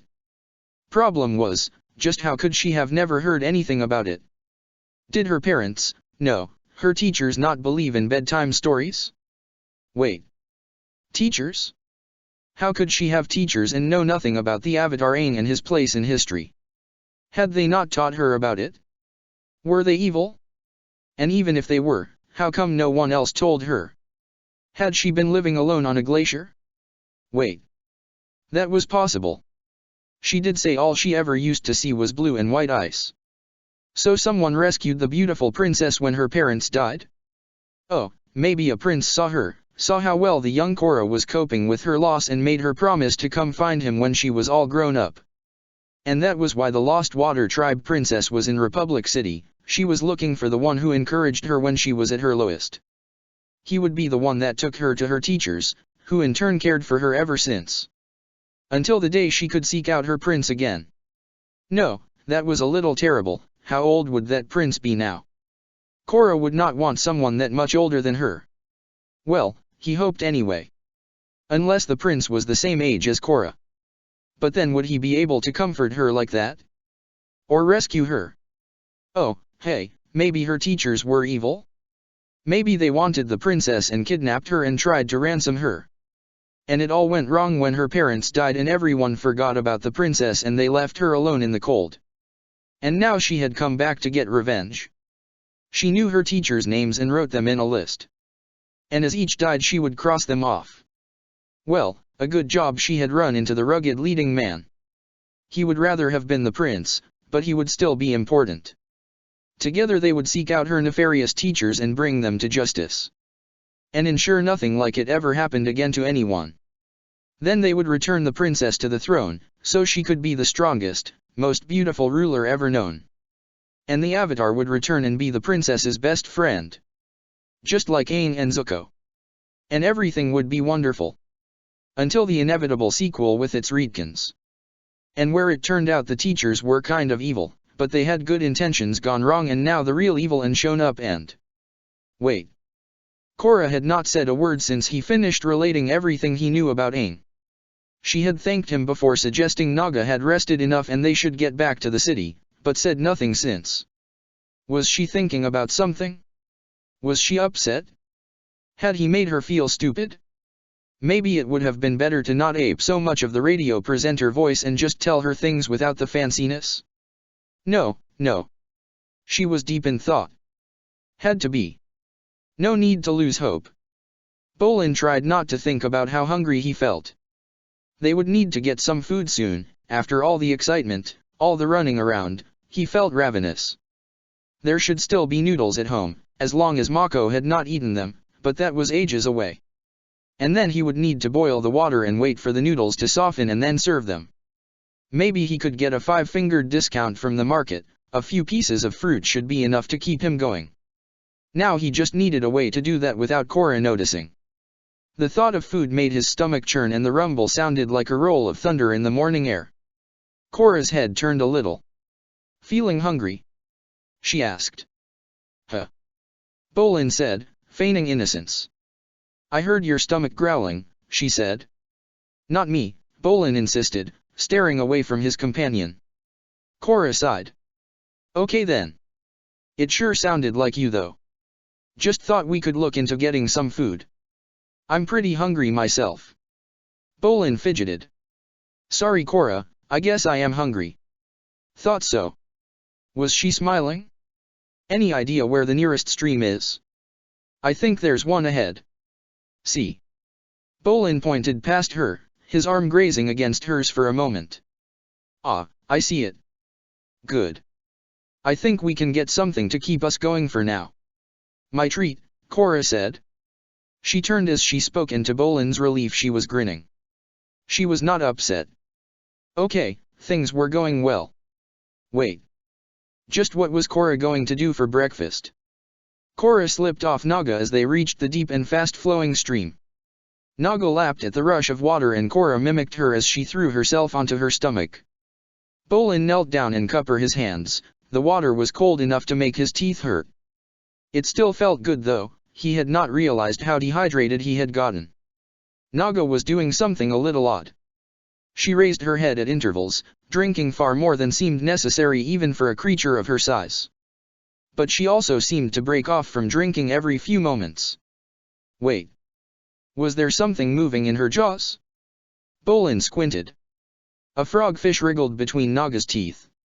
Good girl, Korra said, holding her hands out. Korra patted Naga's nose as she dropped Tej fish into Korra's hands. This is safe to eat, right?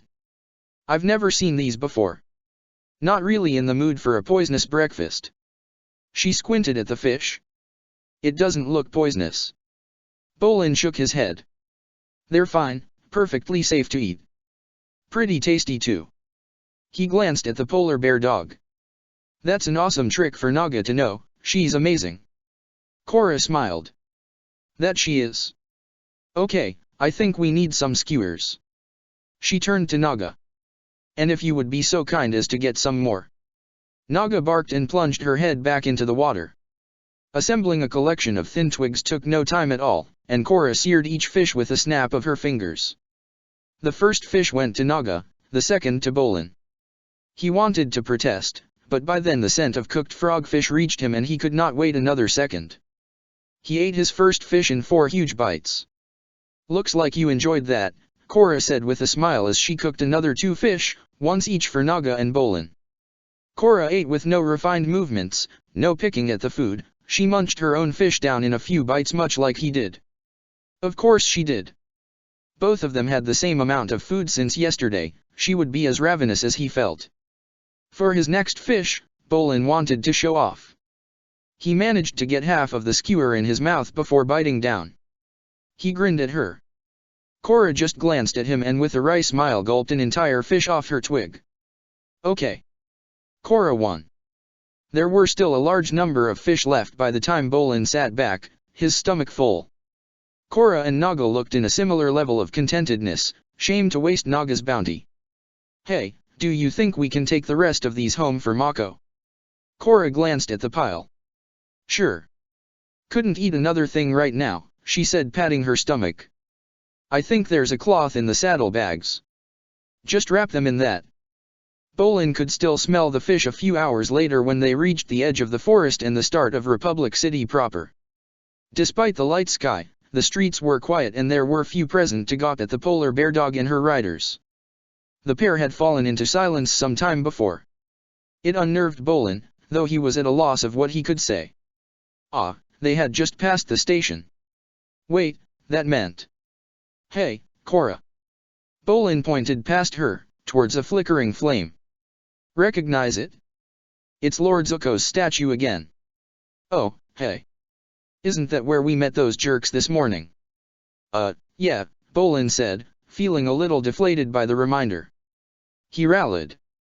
Even though he's got that statue, Lord Zuko's still around. And he rides on a dragon. Korra turned back to him. Dragons still exist. Well, I think so. I've heard they did. And Zuko rides one. Not that I've seen it with my own eyes though. Hey, who's the other statue? Korra pointed to another statue close to Zuko's. Ah, that is Master Katara. She's beautiful, Korra murmured. Katara was attractive, Bolin could not argue. But she did not hold a candle to Korra. Oh. Did I forget to say before? She was one of Avatar Aang's companions, the one who found him in the iceberg. And she eventually became his wife. And one of the best waterbenders ever. The building behind her is a hospital. She built it in the city's early days. Bolin frowned, digging through his memories. My mom used to say she was the head of public health in Republic City for decades and I don't think any other healers came close to her. But she wasn't just a healer, she taught Aang waterbending and fought alongside him. It was a gorgeous rendition of the waterbender. She's one of my heroes, he added. Is she still alive? Korra asked. I'm not sure actually. She might be. I heard she went home, back to the South Pole. Not heard anything about her since. Korra was still staring at the statue. How long would it take to get there? The South Pole. Yeah. Bolin scratched at his cheek. Oh, I think the fastest I ever heard of anything getting there was with a whole day's travel. But that's only with the fastest ship. Most of the time it'd take, like, 3 or 4 days I think. Korra nodded. Not too easy to arrange right now, she said. Korra? You want to go to the South Pole? She shook her head. Idle thought. Still, wonder if I could ever meet her. If you do, please let me come. Okay? Please. Sure thing. Bolin could hear the smile in her voice as he fought back a grin. And if you want to know more about the city's history we should ask Mako about it. He used to be seriously devoted to the city library. Korra blinked. Wait, he did? I would have never thought that of him. Yeah, well. We both had to change when, you know. Bolin ignored the knot that dropped into his stomach at the reminder of his parents. We had great times back then though. We used to play Avatar all the time. Korra turned and looked at him, confused. You played Avatar? Yeah, me, Mako and the other kids from the neighborhood. Mako wanted to be Zuko, and I wanted to be Toph. She's another one of my heroes, and another of Avatar Aang's companions. Thing about her. Wait, I'll tell you after. Where was I? Oh. Well, we never got a chance to be either of them, the big kids always picked those two first. Mako usually got to play Saga, he was Katara's brother, while I got to be Katara herself.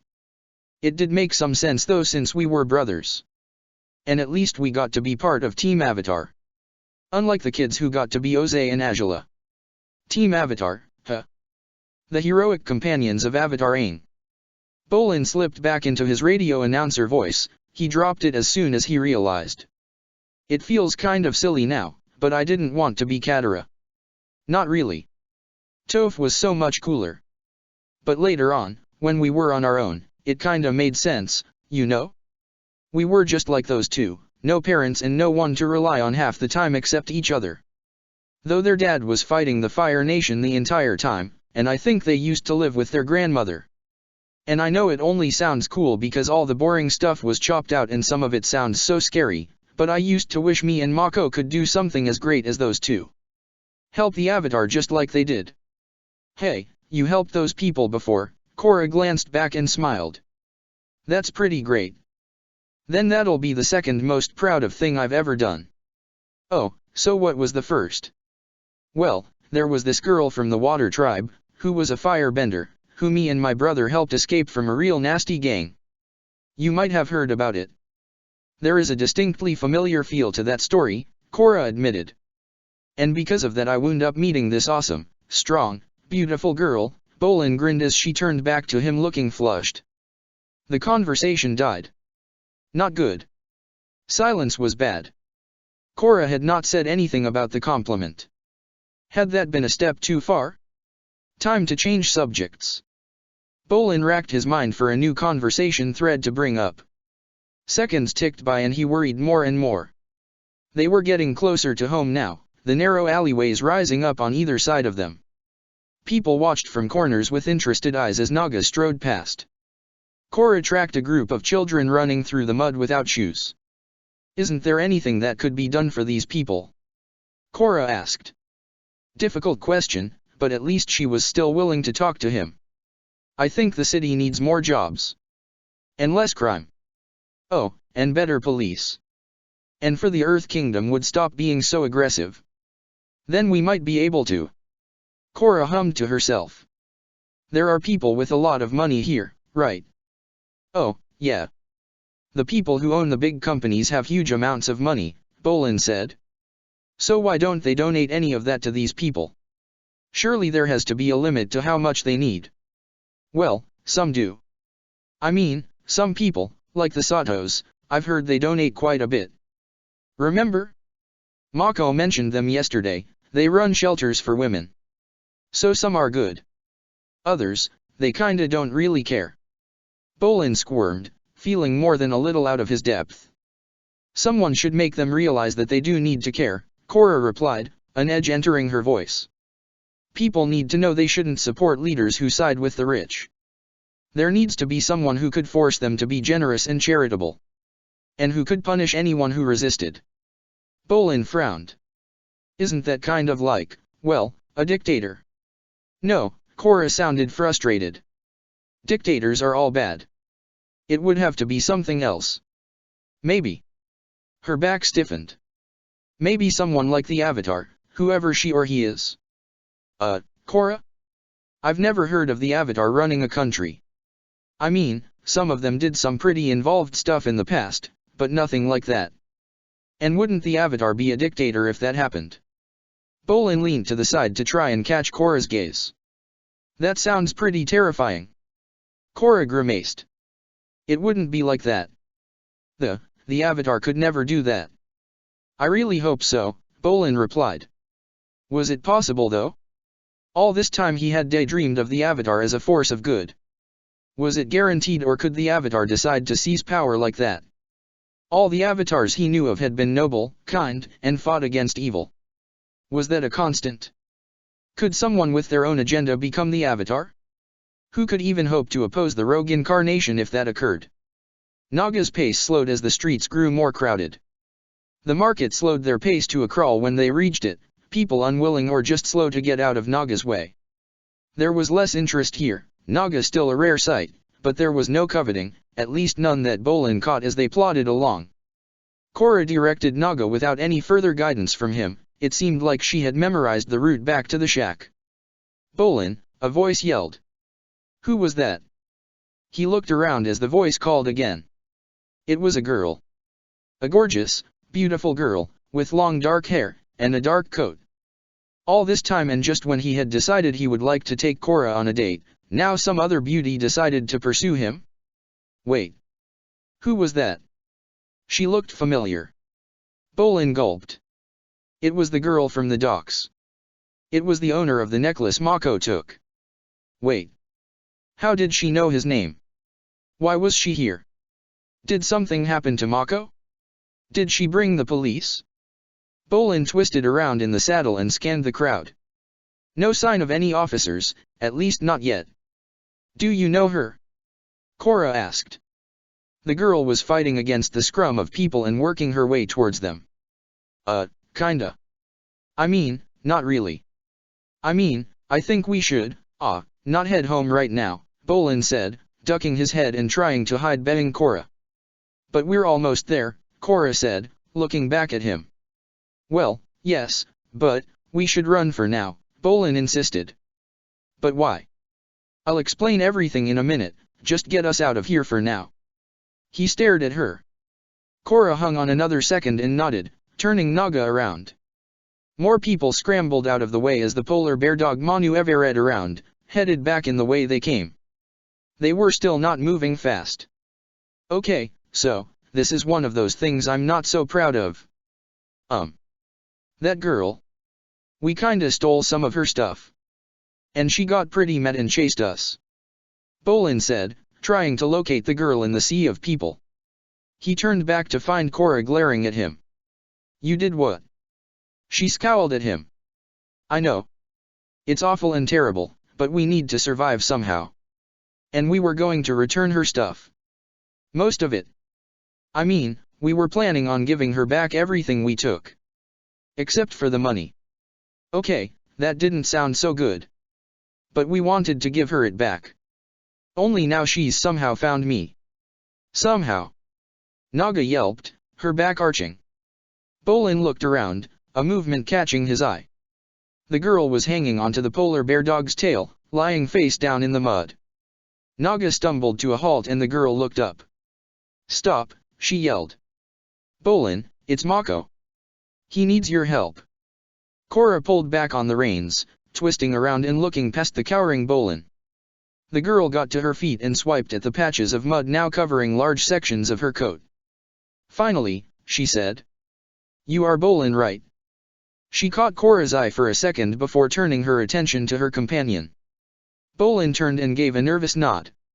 You need to hurry. There's a bender gang at your house and they're angry at Mako. I was looking for the police but they aren't any here, and it's going to take ages to get them, and I saw you and dash dot. She broke off and took a deep breath. Thank goodness you're here. Mako needs your help. Bolin took a shuddering breath and looked at the girl. How did you know I'm his brother? He asked. The dog. Asami said, pointing at Naga. Okay, that made no sense. How was Bolin associated with Naga? The Bender gang, Bolin asked. Did they have nose rings? No.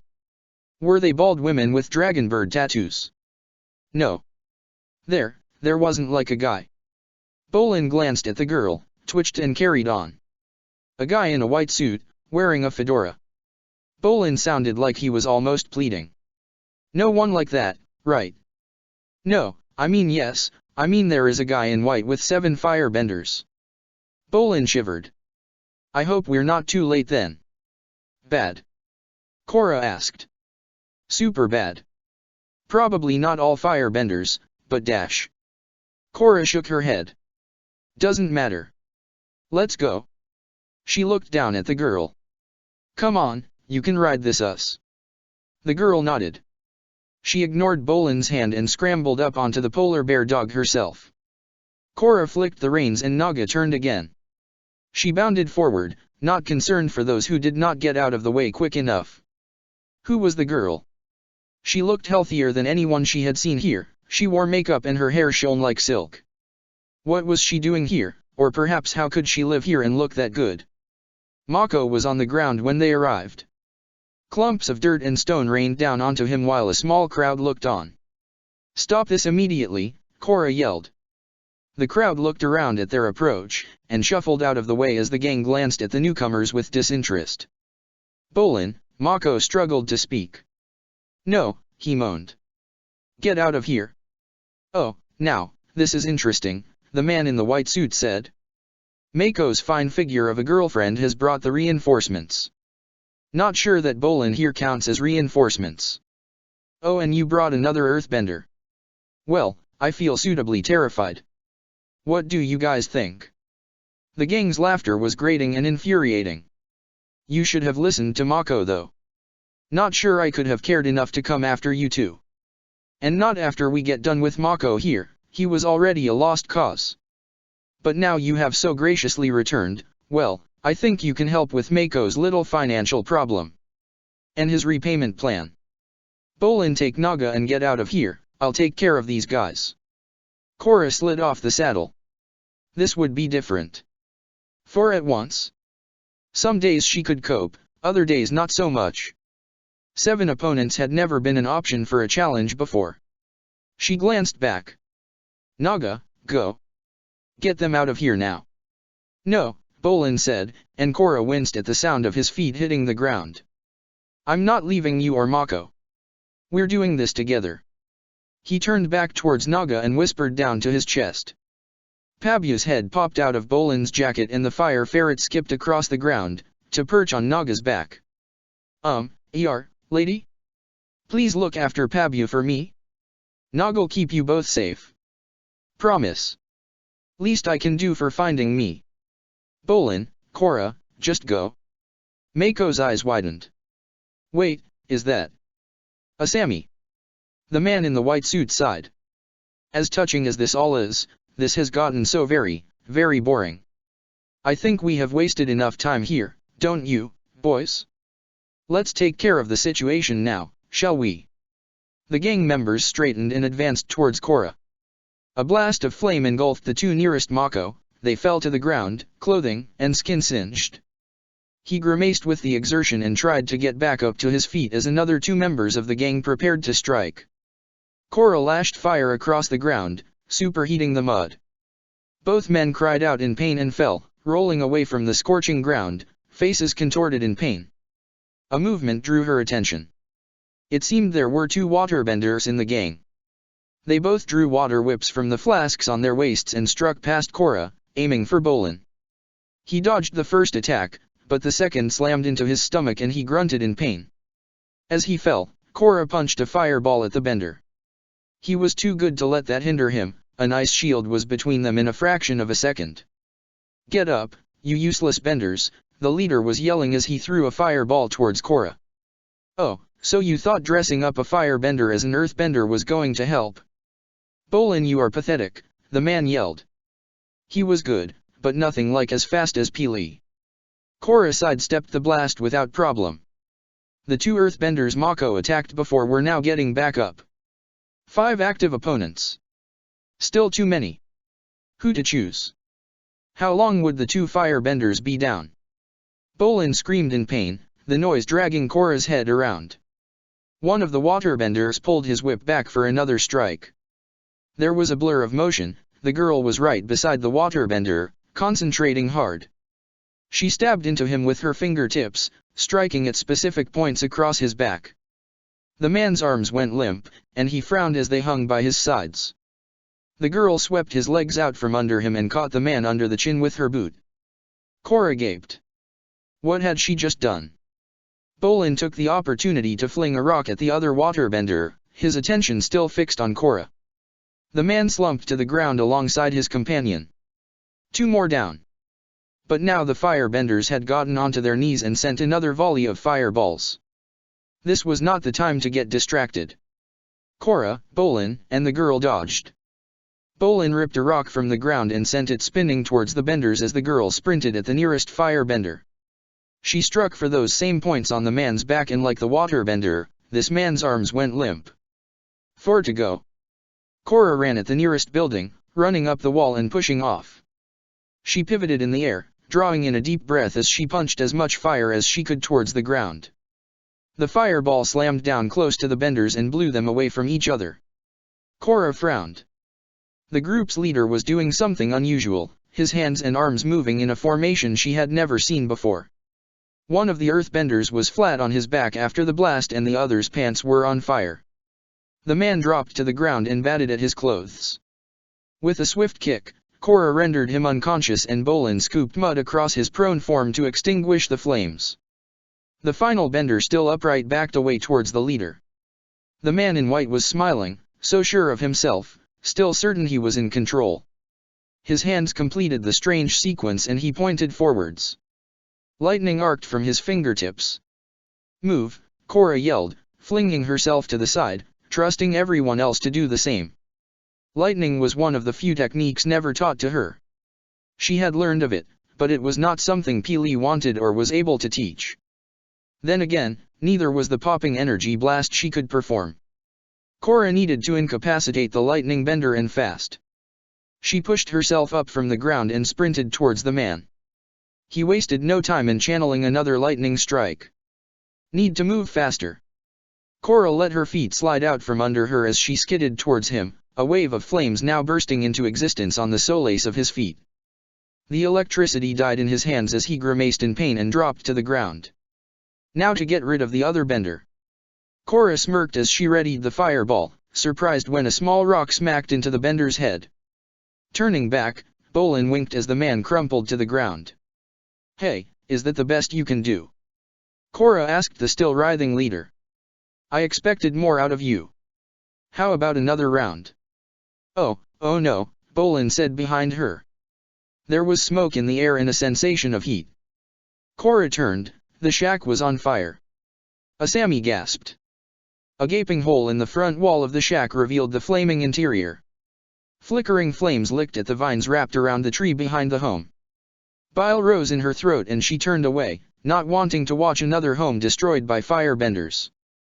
Asami breathed as deep as she could, keeping a slow, steady rhythm as she waited for the nausea to pass.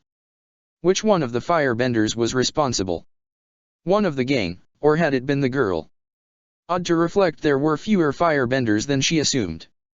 It would still have been foolhardy to try and defend against them all. If she had not found Bolin and the girl, Asami shook her head.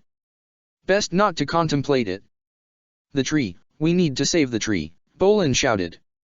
He planted his feet and began sweeping mud towards the flaming building and the tree. Asami stumbled a little as she moved further away, the whole ground moving beneath her feet as it flowed towards Bolin and the fire. A few waterbenders stepped from the crowd and soon arcs of water flew over Asami's head. It did not last long though, the volunteers soon stopped bending as they looked downcast.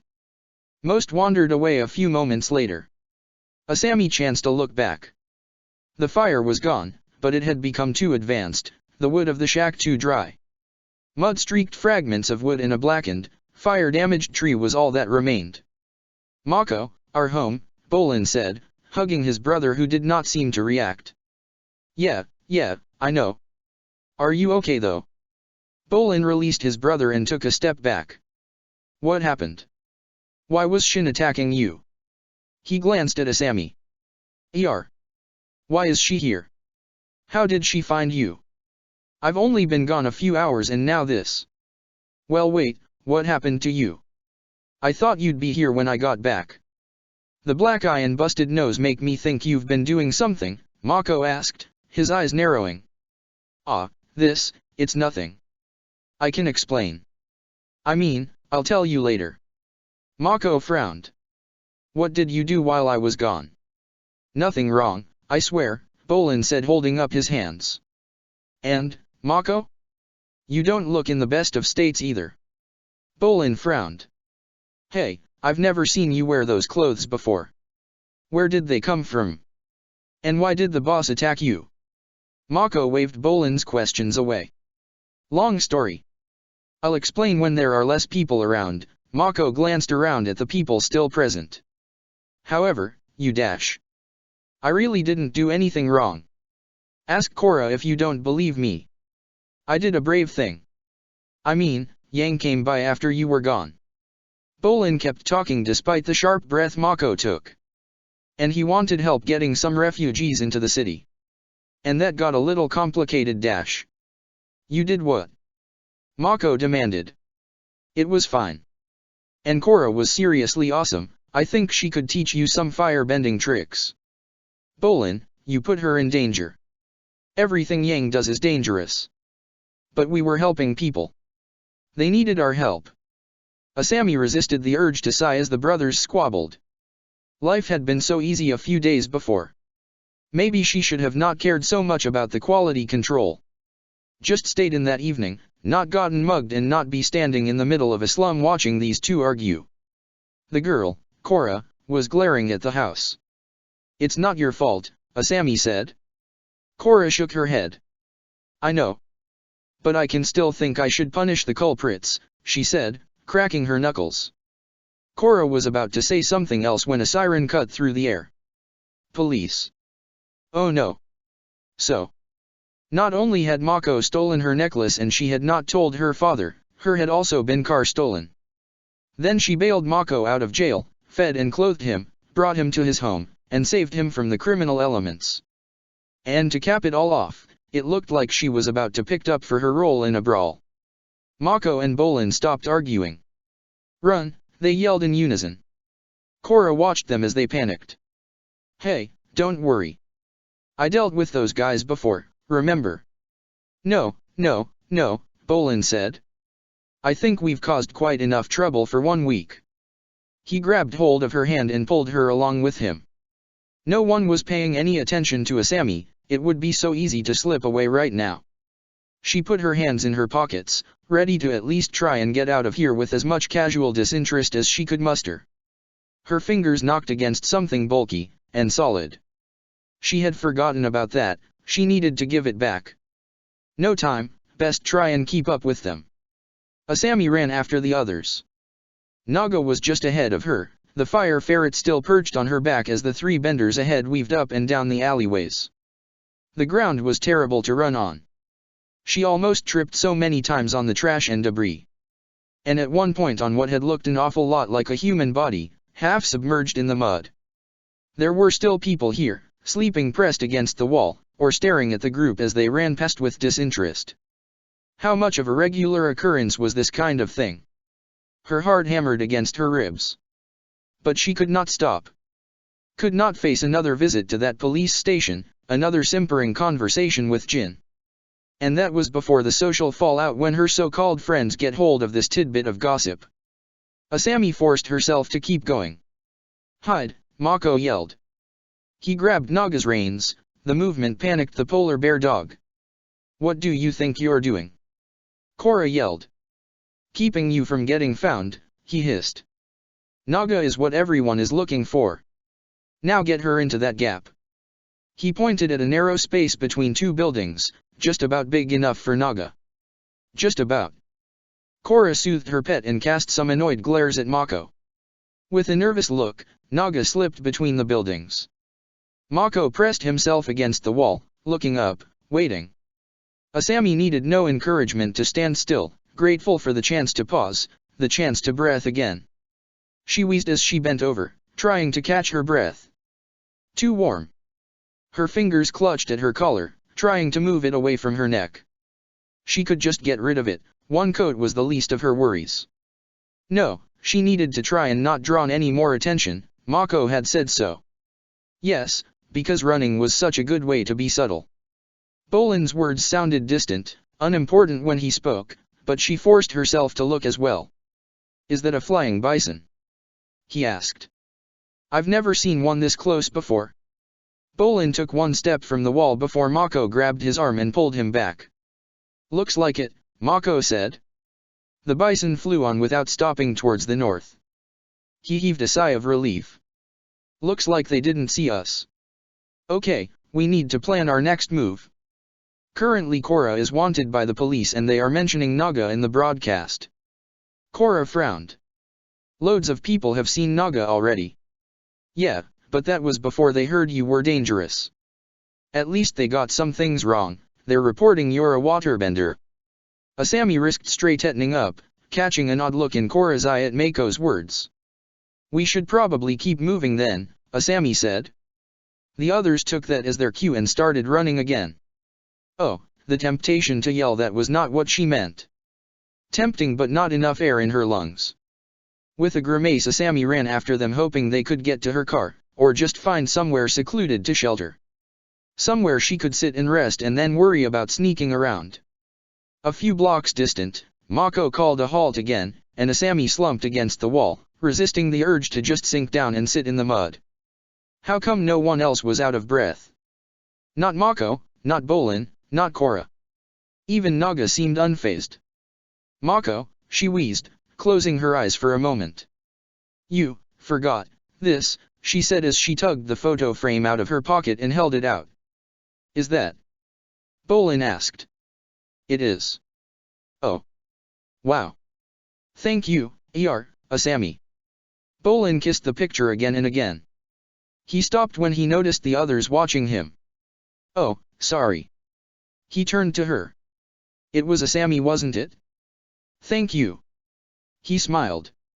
Yes, said Asami, her breathing coming under her control again. And no problem. That was some amazing stuff you did back there. Was that, chi blocking? Bolin asked. Asami nodded. It was pretty incredible, Korra added. Been training in it for years, Asami said. Never thought it would come in handy like that. Too much speech. She breathed deep again, trying to get more air into her lungs. It's lucky for us you didn't do that the first time we met. Mako said, looking embarrassed. Asami looked up at him. Yeah. Her lungs felt scratchy. Yeah, you were lucky. Lucky you could run that fast, and I was too angry to consider doing that. She winked despite the tightness of her chest. Mako looked flustered. Asami wanted to laugh but wound up spluttering. What now? Korra asked. Well, you could come back to my house. Asami glanced at them all in turn once her breathing was back under control. There's a nurse there who could take a look at your injuries, she added. Thanks for the offer, but I owe you too much already. Maybe take Korra back with you. We can handle ourselves, Mako said as he shifted his feet. Mako, are you incapable of remembering anything from yesterday? Do not talk about me as if I am not here. Korra glared at him. And really? You still think I am incapable of taking care of myself? Mako fidgeted. No. I mean, yes, I think you can take care of yourself, but that's not the reason. Okay. Asami said as she stood up, her breathing steadier. I think it's much simpler if you all come with me. No objections. Mako, you're hurt. Again. Bolin, was it? Someone really should take a look at your eye. And your nose. Korra? You are, Asami blinked. Perfect. Her eyes widened. I mean, you don't look injured at all. But you are all muddy. Come with us and I'll get everyone some clean clothes and food. She looked at Korra. You will come with us, right? Yeah. Hey, this is going to sound like a weird question, but is Asami a popular name here? Asami frowned. I guess so. My dad employs a few people with same name as me. She glanced at Mako, who shrugged. Probably as many Asamis in the city as there are Korras. Why do you ask? Korra shook her head. Doesn't matter.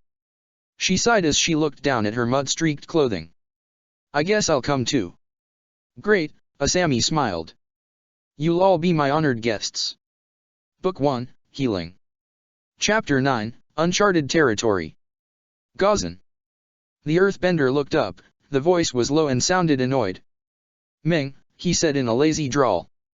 The waterbender halted outside the entrance to his tent and glared at him. You need to do something about the brat, she said. Gazan stifled a yawn and sat upright. What did you do? That's right, assume I'm at fault here. Do you have any idea how ruinous your teachings have been? She treats waterbending like earthbending, Ming said. Even the words seemed distasteful to her. Gazan tried to suppress a smile. I apologize, Ming. He coughed. What would you like me to do with the avatar, and what was the incident that led to your coming here? I told her to stop flinging lumps of ice around like they were rocks. Then I demonstrated an ice spike. Now she won't stop crying. Ming looked exasperated, seeming unconcerned about the child she left behind. When you say you demonstrated an ice spike, just what did you do? Gazan tilted his head. Ming's tentacles writhed. I demonstrated how one produced it. And how useful they could be. And you did this how? I used it on an otter penguin. Gazan was speechless for a moment. You killed an otter penguin. Ming nodded. Why would you do that? She is a weapon, Gazan. Her purpose is to kill. If she cannot cope with one otter penguin bleeding, how is she going to assassinate anyone? I felt it time to introduce her to death. The girl has never seen blood before and you decide to skewer an otter penguin right in front of her. Gazan growled, Ming shrugged. They are one of her favorite animals. Oh, They are? Ming asked in a dismissive tone. Her reaction is still unnecessary. Deal with it. Where is she? Gazan asked. Ming cut herself off as she looked back the way she came. A thick fog had descended on the camp, the visibility reduced to almost nothing. There, she finished, her voice weaker. Gazan sighed as he got to his feet. We need to find her. Ming gestured and the fog retreating from her movements. This way. I want nothing more to do with her when we find her. At least for today. Gazan grumbled a response under his breath as Ming concentrated and pushed the fog further back. There was no sign of Korra. Where is she? If I knew that, then I would have taken you to her, Ming snapped. Korra, he yelled. Ming added to his shout and they listened for a response. Nothing. What have you done? Ming scowled. She cannot have gone far. We will search the area, go and get Zahir and Pili. I'll wait in case she comes back. The sun was close to its zenith when the fog dissipated. The wind had picked up and though it added to the unpleasant chill, it at least increased visibility. To Gazan's frustration, it prevented the badger hounds were unable to even begin tracking Korra. The Red Lotus surveyed the wilderness, each now with a hawk perched on their shoulder. How could she have gone so far? Ming seethed. Gazan sighed. It's possible she caught hold of a living otter penguin. Gazan stared at Ming as he spoke. She could have ridden on that. Pili's expression shifted from a heavy frown to wide-eyed surprise. She rides on the penguins? She asked. Gazan nodded. She loves it. Probably contributed to why she ran off. He glared at Ming. Interesting, Zahir murmured. Ming ignored him. Look, how was I to know that she liked the wretched creatures? If I knew she was so precious about one life, I would not have done it. I pushed her too far, I understand that now. So let's find her before someone else does. Ming, I feel we need to rework the rules for a while. It is clear that the Avatar cannot be easily pushed into harming animals. Please bear this in mind for future training, Pili said, her voice low. Yes, yes. Let's focus on finding her first, Ming replied. Then split up and search individually until nightfall. Say whatever is necessary to convince Korra to return with you. Do not attempt to threaten her, Zahir said with a frown in Ming's direction. Ming's whole body tensed. Fine. It will all be sunshine and rainbows if I find her first. Her tentacles writhed in the air and she compacted a section of snow into a block of ice. Ming, please. Try to travel somewhat more discreetly. Zahir asked. The waterbender sighed and shattered the block with a flick of her tentacle. She did not turn around and began stalking away. We have some time before the sun sets. Let us begin, Zahir added. Gazan sank to the ground as he leaned back against a snowdrift. Hours and hours of searching and calling, and all he had to show for it was a sore throat. The sun lay low on the horizon, it would start to get much colder soon. Maybe one of the others had found Korra? It was possible, though the absence of a hawk informing him of that suggested otherwise. How much longer should they continue looking? Would she be capable of sheltering or surviving the cold out here? Gazan took one last look around the tundra. Ahead, almost obscured by the uneven terrain, was the start of a snow tunnel. It cut down into the snow and pushed deep into the ice. Gazan traced the tunnel. What had looked like a low rise before was in fact a small and ill-formed igloo. He let out a shuddering sigh of relief even as the chill breeze made him shiver. Korra, he called out. It's me, Gazan. For a moment nothing happened. Had Korra made the igloo and then departed? Was this someone else's work? A worrying thought, someone else so close to their base. He almost shifted to a combat stance as the igloo wall shifted.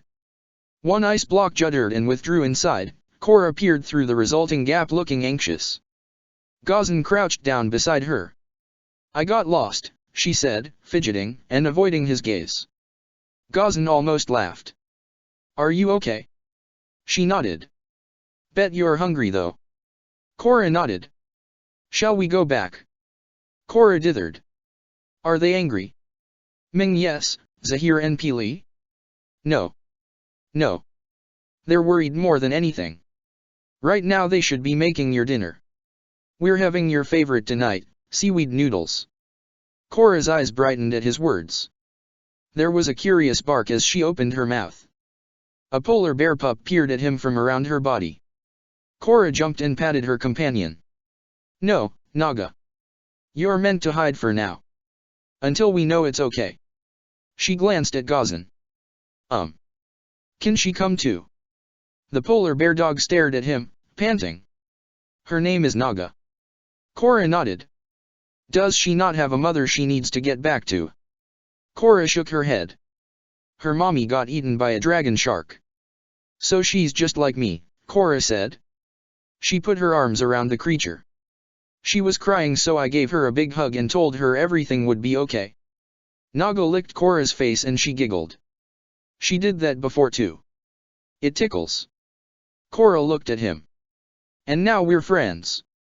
Korra, he began, trying not to get distracted by the polar bear pup's enormous eyes.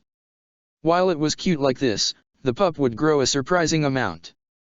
And become far more dangerous. Where did she even find the creature? That's a polar bear dog, they're dangerous wild animals. They eat people. Naga would never do that, Korra insisted. You don't know that. Eventually she'll get so big she could swallow you in one bite.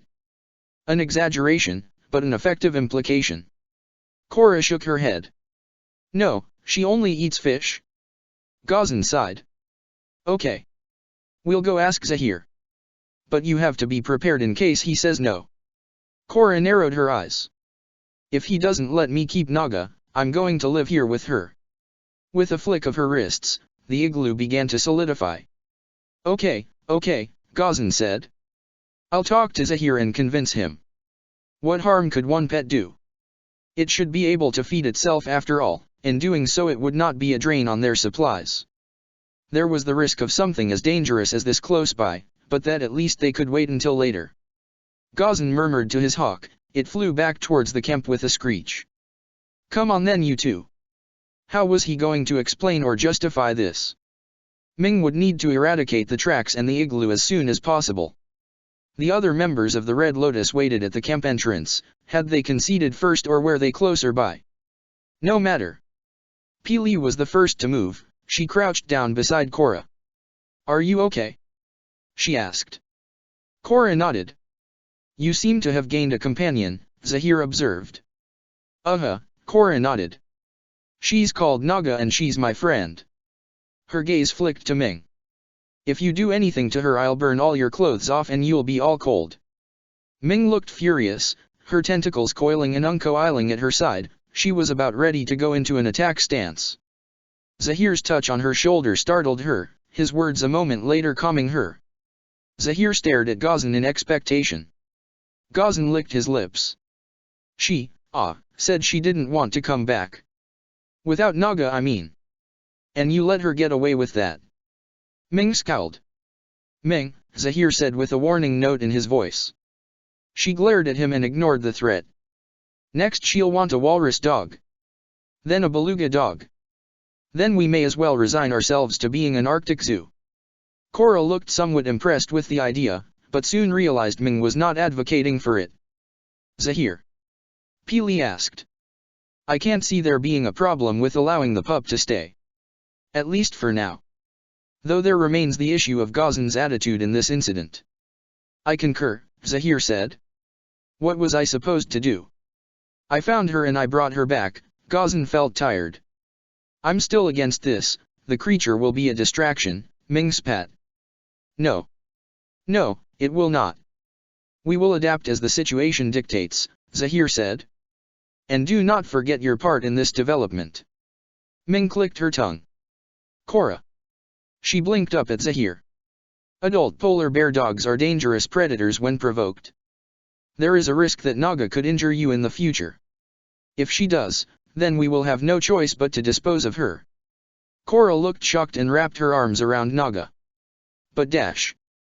Zahir held his hand up. There will be no debate on this issue, Korra.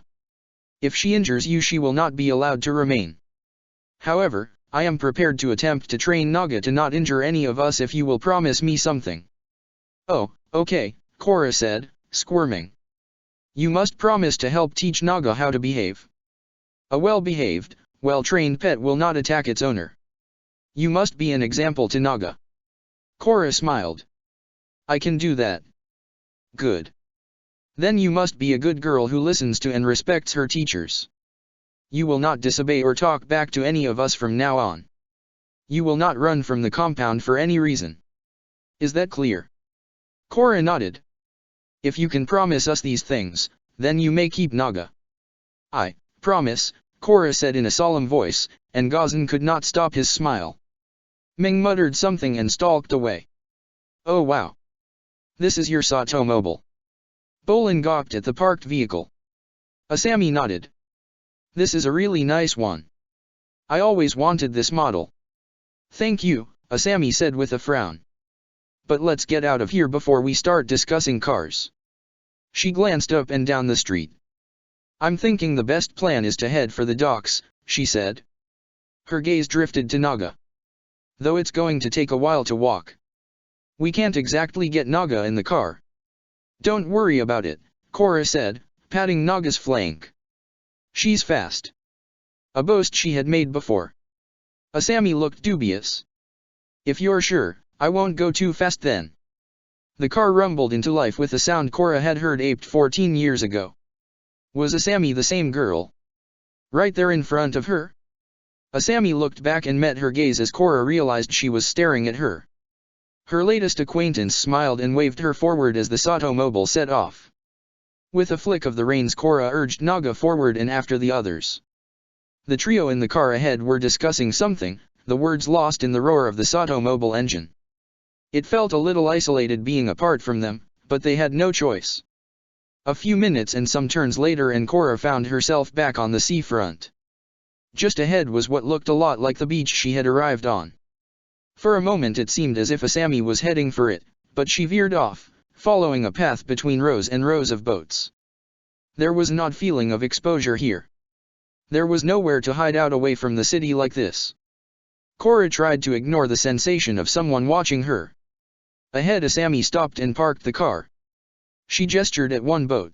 Bolin and Mako clambered aboard it. You were right, Asami said as she retrieved a bag from the back of the car, Naga panting beside her as Korra slid from her pet's back. Huh? Korra asked. Naga, she was fast. What's the fastest she's gone? Asami was studying the polar bear dog with interest. Not sure.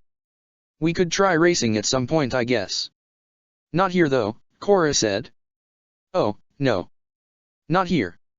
At least not so publicly. I like the idea though, she said. Asami fell silent, shifting from one foot to the other. I should get the boat ready, she said and clambered aboard. Korra frowned, the craft did not look like it would be at all practical for fishing. She blinked. It did not even have sails and Asami was not capable of waterbending, at least not as far as she knew. How would the boat even move? Was this like the Satomobile?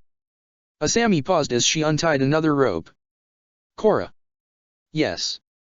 She replied, blinking. Mako said you only arrived in the city the other day. And that you don't know your way around very well just yet. Asami coiled the rope onto the deck. Why yeah, I'm new. Korra smiled. Asami looked at her and raised an eyebrow. I wound up leaving home, she continued, the excuse sounded hollow. Asami nodded. She vanished out of sight for a moment and reappeared further down the boat. Whereabouts are you from? Korra blinked. Why would Asami ask that? Did it matter to her? Could she trust her? Korra had known her for under an hour now, but she seemed well acquainted with Mako. Despite the fact, if Korra understood this right, he had stolen from her the day before Korra arrived. Was there something more between them? That would be more than a little strange if that was how they met. But was that any different to the time Korra spent with Bolin, despite his few lies and his role in that same theft? But Korra was still unclear on just who Asami was, not least because she could chai block. Zahir was the only person Korra had ever seen do that. You don't have to answer if you don't want to, Asami's voice made her jump. Her mind had drifted after the question. Korra shook her head. It's okay. North. I'm from, somewhere up north. Not a lie, not quite. Korra had no idea if the region had a name. Asami seemed to accept the answer. What brought you here specifically? I was looking for someone. 2 people. And I just found out he's been dead for years. The other was alive. She had to be. Maybe she was standing right there. Just because there were many Asamis did not mean this was not the one she was after. Oh. Oh, I'm sorry. A family member? Asami asked. She paused near the gangplank. Little bit more complicated, Korra grinned. How to even begin to explain her thoughts, her fear, her past, what she was? Asami nodded. Well, if you do want anyone to talk to. Look, I know we've only just met, but I'm willing to listen if you need someone. Well, someone who isn't them. She flicked her gaze towards Bolin and Mako. Thank you, Korra said. The offer was tempting. She could blurt it all out here, ask if Asami had once spent some time in the north. If she remembered a girl with a polar bear pup. Lay the matter to rest. Korra. Asami asked. Sorry, Korra replied and forced a smile. Just zoning out.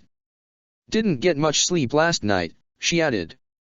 The thought of stepping onto the boat made her nervous. What would happen next if she went too? And if she did not, where would she sleep later on? The brothers' shack was gone, by her hand or one of the other firebenders. Strange. She had been here so little time and she was already thinking about things like that.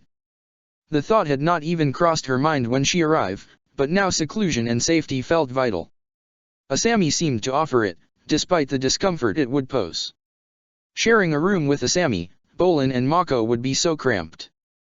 Naga would have to sleep outside again though.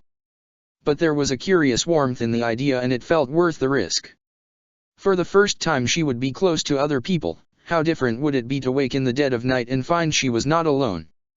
Naga nuzzled her and Korra stared at her companion. Naga was the key. Naga had enabled her to cover enough distance to meet that Asami in the past. She was also the way that this Asami met her in the present. Naga lead her to Asami's it seemed, whether the same or a different one. Korra blinked. Right now it made the most sense to go with Asami. People were looking for her and they were telling people about Naga. She needed to keep the polar bear dog out of sight. Asami offered a way to do so. Come on, girl, Korra said as she walked up the gangplank. Bolin leaned forward as the rush of wind ruffled his hair. So, Miss Asami. How did you and my brother meet? Again. Maybe this was not the most sensible way to start a conversation. Start over. I am so sorry we mugged you. Really? We were going to give you it back. Mostly. Once we figured out where you lived. And how to not have you report us to the police. Bolin-Mako began. It's okay, Asami called over her shoulder. And to answer your question, I met Mako in the police station after I reported his crime. When they arrested him, I got him out of jail.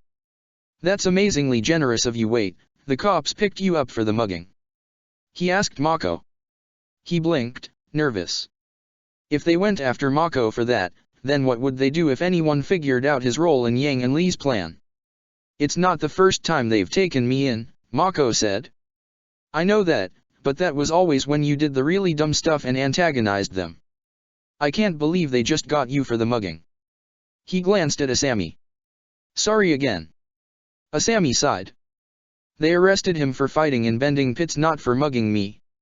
He what? Bolin exclaimed as Mako scowled at Asami. Why were you doing that? We need the money, Bolin.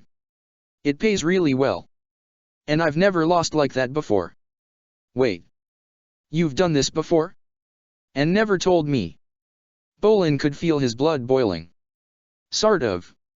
I mean, I participated in a few rounds before. My opponents were always weak and they never got a hit in. The one from the other day though, she was a high-ranked earthbender and she just floored me. Next time, if you ever try that again, I'm coming with you. He's not doing it again, Asami interjected. If he does, there is no way I'm getting him out of jail again. They fell into silence as the car pulled up at the dock. Okay, onto the boat with you two. I'm going to get us ready to go. Hey, I could dash, Bolin began. Asami shook her head. Look after your brother please. Mako winced as he stood up. The yacht was larger than their former home, all wood paneling and soft seats. Bolin caught snatches of Asami and Korra's conversation between the screams of gulls. Korra's long pauses were worrying. It was a huge relief when she walked up the gangplank. The boat swayed as Naga scrambled onto the back. Korra, Bolin said, still excited by the boat. He stopped dead as he noticed her pensive expression. You okay? Fine, fine, she said. Sorry. Still doing okay. She smiled. I'm good. But seriously, have you ever been on a boat like this before? It's like nothing I've seen before, Bolin said. I think I've only been on a boat once, Korra replied and glanced around as Asami joined them. Is that when you left the north? She asked as she busied herself with the yacht's helm. Actually it was when I went there, Korra replied. So how did you get here? Mako spoke up from his slumped position on the seats. Naga, she can swim really well. From the north? Well, I suppose it depends how far you did come. If you mean the far north, that would have taken days. He looked at her with suspicion. Korra shrugged. Fine, don't believe me, not my problem. Okay. But I don't know what you've told Bolin in the last day or so, Mako said. Just where are you from? Sure, Northern Water Tribe, but whereabouts? Mako, Asami warned. I'm not sure Korra wants to discuss her past like that. So please be considerate. Asami revved the engine and they pulled out into the bay. Mako looked nonplussed, but nodded. Bolin sank onto the seat beside Mako, his brother's tension palpable. Could Asami be ferrying them right to the cops? Was this some sting after the police found out about his actions last night? They were still close to the dock. He could manage to swim to dry land without too much trouble. How bad had that idea been? Why had Yang's plan had to sound good at any point? No. It was never good to think bad of someone. Not least someone who wanted to help his brother. Maybe she would take them somewhere nice?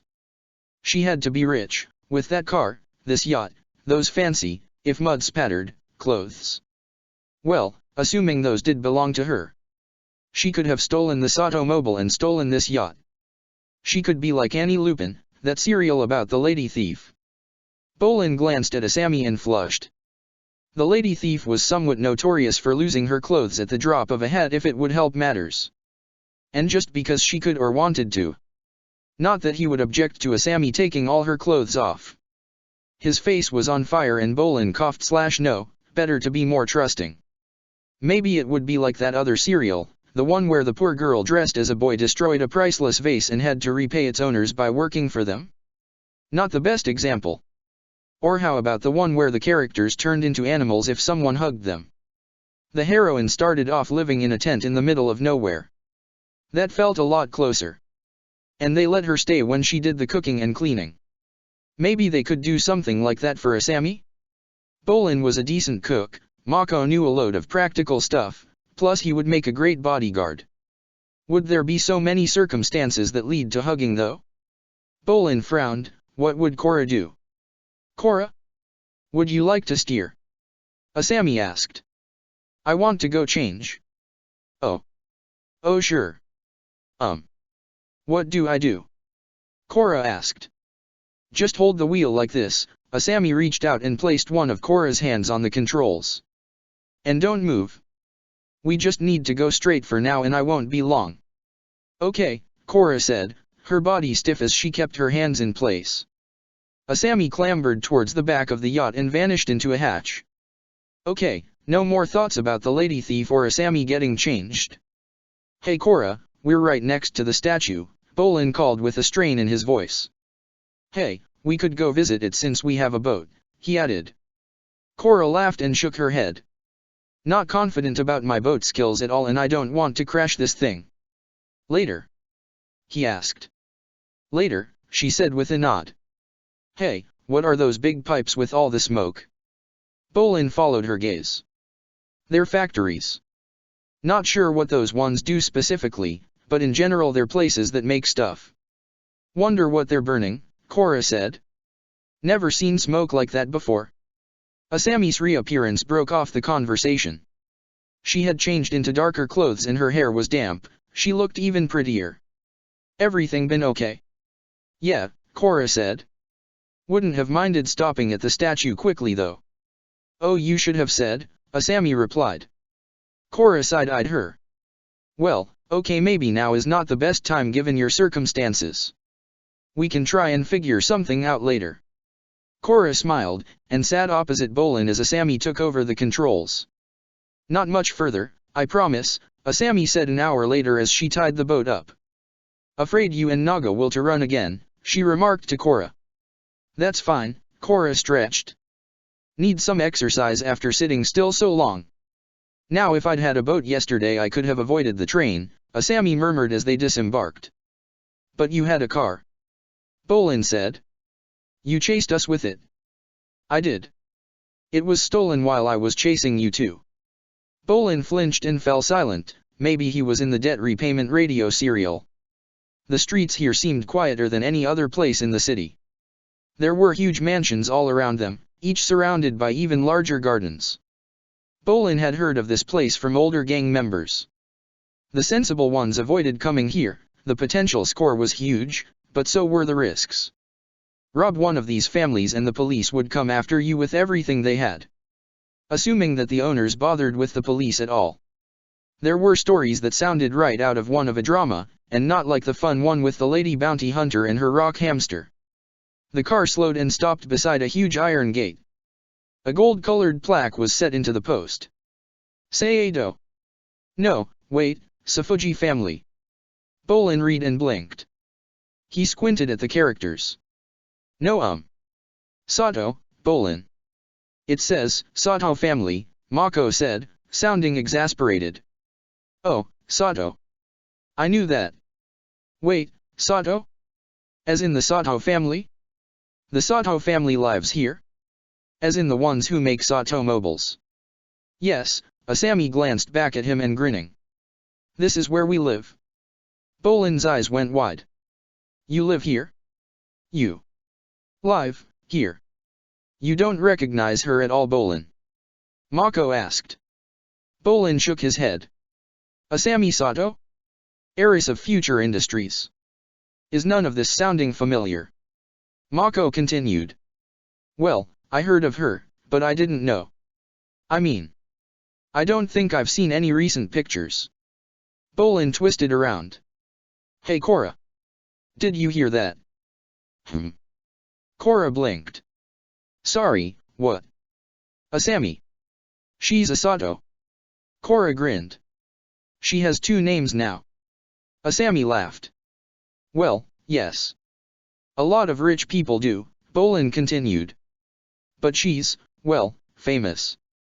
Her whole family are. They're the reason these things are called Sato mobiles. Bolin patted the car. They're named after her family. You're lucky, Korra. Never in a million years did I think I would meet Asami Sato. Korra's eyes were wide and her mouth hung open. She looked as surprised as he felt. Bolin, please, Mako said. When did you get so blasé about meeting someone like her? Bolin asked as he turned back. She's like really famous, Mako. It'd be like if we met Fire Lord Zuko. Or Toph. Hey, she has two names too. Asami was still smiling. I hate to burst your bubble, even a little, but I don't actually make the cars. That's what my dad does. Well, I will take over eventually. But it's not like he does, or I will put them together ourselves. We pay other people to do that. Servants in uniform approached the gate and bowed as they pulled it apart. One of them was on the verge of saying something, but Asami cut him off. Good afternoon, Saionji. These are my guests. I would like you to extend the same courtesy as you do me. Including the... She glanced back at Naga. Polar bear dog, Bolin supplied. Polar bear really? Asami asked.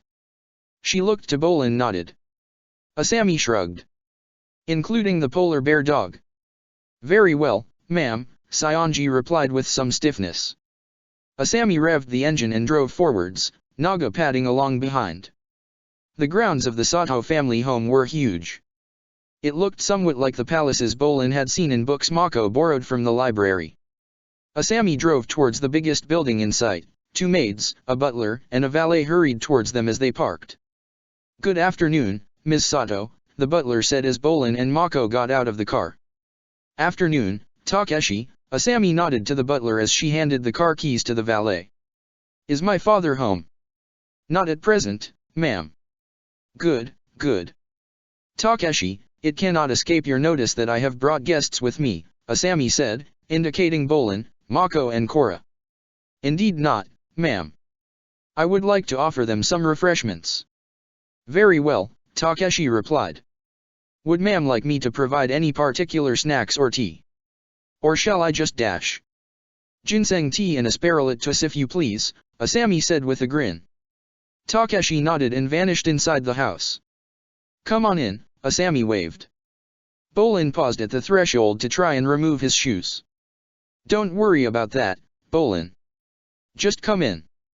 This did not feel quite right. Clumps of mud and sticky threads of ichor fell to the pale wooden floor.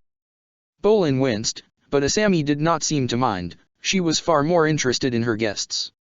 "Naga, stay," Korra called. Her companion settled down just outside the door and Asami gestured at the 2 maids.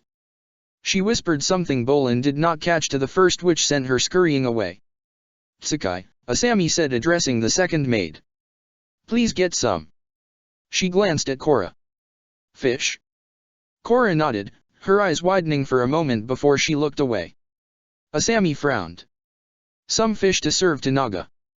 And some water," she added. The maid scurried away.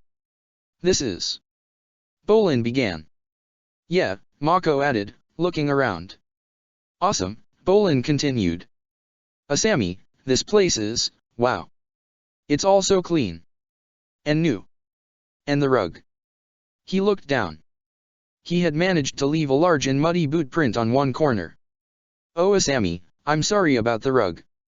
Asami's smile did not falter. "Don't worry about that. It'll clean. Come on. Let's get something to eat while the baths are being sorted." She pulled open a door. Inside was smaller than the hallway, but only just.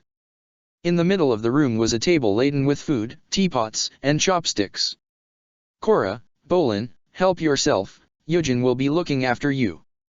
I'll be back in a minute, I just need to get Mako to the bathroom." "Wait, what? I don't dash." He stopped when Asami grabbed hold of his arm and tugged him towards the door. "Bolin? Korra? If you don't like the asparagus, just ask for something else. The servants'll make it for you." "See you in a minute," Asami said as she pulled Mako out of the room. "Thank you Asami," Bolin called. Korra looked a little dazed still and after their host. "Excuse me," a maid stood right beside Bolin and he flinched. "My name is Yujin and I am honored to be in your service. Please, allow me a moment to check your injuries." "Hey, don't worry about ow." The beautiful girl's fingers hurt for a moment but blessed relief followed a second later. "Does that feel better?" she asked. Bolin nodded, his hands investigating his former wounds. "Wow, that was really great. Just like Master Katara." The maid blushed and gestured to the table. "If you would like to take your places and wash your hands." Korra looked confused and Bolin led by example, plunging his hands into the offered bowl. Korra mimicked his action, still looking a little unsure of herself. Yujin laid the table and began portioning out the asparagus. So much had happened since their last meal, Bolin's stomach felt empty. But the setting unnerved him a little. How did they act in those cereals again? "Oh, right. Ladies first." He tried. Korra smirked and snagged a leaf with her chopstick. "Oh, wow. Good?" Bolin asked. Korra nodded as she gobbled more leaves. The taste was almost undefinable.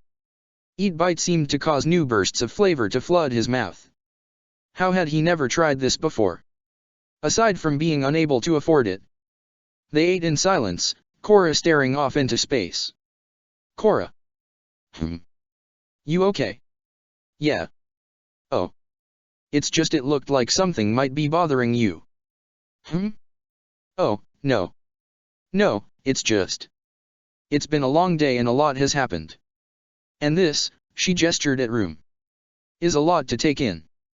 Yeah, Bolin said, his gaze flicking around the chamber. Long day. This feels like a good ending though.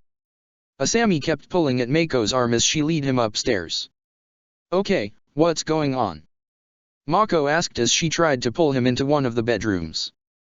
I'm very grateful to you for your help, and everything you've done, but this seems too quick. Asami narrowed her eyes. And that's the conclusion you jumped to. She pushed the bedroom door open.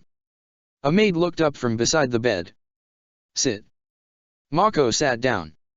I brought you up here to get your injuries looked over. You've put up a brave front in front of your brother, but now you need to rest up. He needs a full checkup, Asami said to the maid. Asami remained standing as the maid pulled Mako's shirt off. He winced as she investigated the welts and scars across his torso. Please don't tell Bolin, Mako begged between gritted teeth. You don't want him to know you've been getting injured for a while. The damage looks consistent with more than 1 year of heavy impacts, the maid noted as she directed a stream of water onto his skin. Some of the scarring appears to be fire damage. More than a year, Asami repeated to Mako. And he never knew before today. Mako shook his head. He thought I was doing aggressive gang stuff. You know, burning stuff the gang wanted burnt. I had to tell him something to stop him worrying and trying to help. Or spending all his time trying to solve our problems. Asami sighed. But you're coddling him. No, I know how to risk my life to get money. Bolin just knows how to risk his life. The amount of times I stopped him doing something lethal. It's not fair on him to hide the damage this is doing to you. And she looked at him. Mako, it's wonderful you care so much for your brother and want him to be safe, it really is. But doing so by getting yourself hurt and lying about it isn't. Don't got a lot of choice though, do I? I'm going to give you that choice though. That got his attention. Mako, would you like a job in future industries? He blinked. What's the catch? Asami shook her head. No catch. Normally you'd have problems as my father is not keen on benders, especially fire benders. Mako nodded and his expression softened. But I can convince him if you are willing to work for him. If you want it, the opportunity is there for you. I'm prepared to make similar offers to Bolin and Korra, employment and somewhere to live. Mako looked dazed. You'd really do that for us? Yes. Why? Same reason I got you out of jail, you were the first person who ever made me question how I live. I have all this and you had a shack in the middle of nowhere. Didn't feel right somehow. Asami looked at him. I won't let you down, he insisted. Good. The maid sat back on her haunches. I've done everything I can for now. Ideally he needs a successive series of treatments, she said. I will call on you tomorrow then, Asami said. The maid nodded and rummaged in the first aid kit beside her. Feel up to some food? Asami asked. Mako shook his head. Maybe in a bit. I just want to rest my eyes for a minute. He winced. Some painkillers, the maid said, handing Mako a glass of water. Think you can find your way back if we leave you be? Mako nodded, his movements sluggish. We'll leave you in peace then, Mako. He did not reply and soon began snoring. Keep an eye on him, and let me know when he wakes up. Asami asked the maid. She nodded. Okay, best 3 out of 5. And Bolin, this time you have to wait for me to say go before you start eating. Okay. Okay, Bolin replied sounding resigned. Okay. Korra repeated in a louder voice. Okay, Bolin exclaimed. Okay. 3. 2. 1. Go, Korra said. Asami smiled and pushed open the door of the reception room open. Both of her guests blinked at her. Their faces soon shifted to embarrassment, apicirolatus leaves hung out of their mouths. You like the food then? Asami asked. Yes, Korra and Bolin said in the same moment after an awkward swallow. Asami sat down beside Korra. I'm afraid Mako isn't going to join us, he felt a little unwell. Bolin looked worried. Is he okay? Those earthbenders were pretty vicious. He's fine. His injuries have all been seen too. He just didn't want to put you off your meal. Yujin entered with a lobster clam. And lobster clam is not the best food if you're feeling a little under the weather, Asami explained. Wow, Bolin exclaimed, staring at the dish. Neither Bolin nor Korra bothered to adhere to any social niceties, they began to pick the plate clean the second it hit the table. When you're done, there's a bath and a room ready for you both, Asami added. Thank you, so much Ms. Sato, Bolin said, ducking his head. Asami, please Bolin. Thank you, Korra added, stealing another glance at her. She kept doing that. Why? Book 1 Healing. Chapter 10, Connection. Good morning, Zahir, Korra said as she approached him. Good morning, Korra, he replied and opened his eyes. The sky was still dark at this early hour, but Korra looked bright and wide awake. We are going to change your training today, but for now, please complete your exercises as normal. Korra nodded and settled herself on a mat as she began her meditation. Zahir watched her for a few moments and reclosed his eyes. The change would be welcome. As necessary as repetition and reinforcement was to guide and mold the avatar's thought processes, it all became too familiar, too tedious. The girl's mastery of both water and earthbending was progressing as estimated, time to move on to other matters.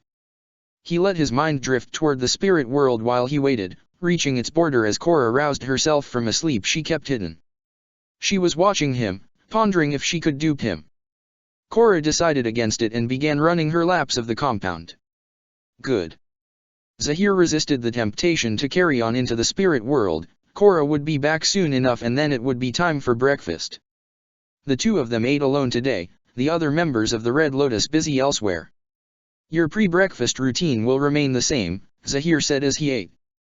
After breakfast you will learn world history and air nomad philosophy until lunch. From then until mid-afternoon you will run your waterbending drills. Earthbending drills are to commence immediately afterward. After dinner, Peely will begin firebending basics until bedtime. Korra frowned.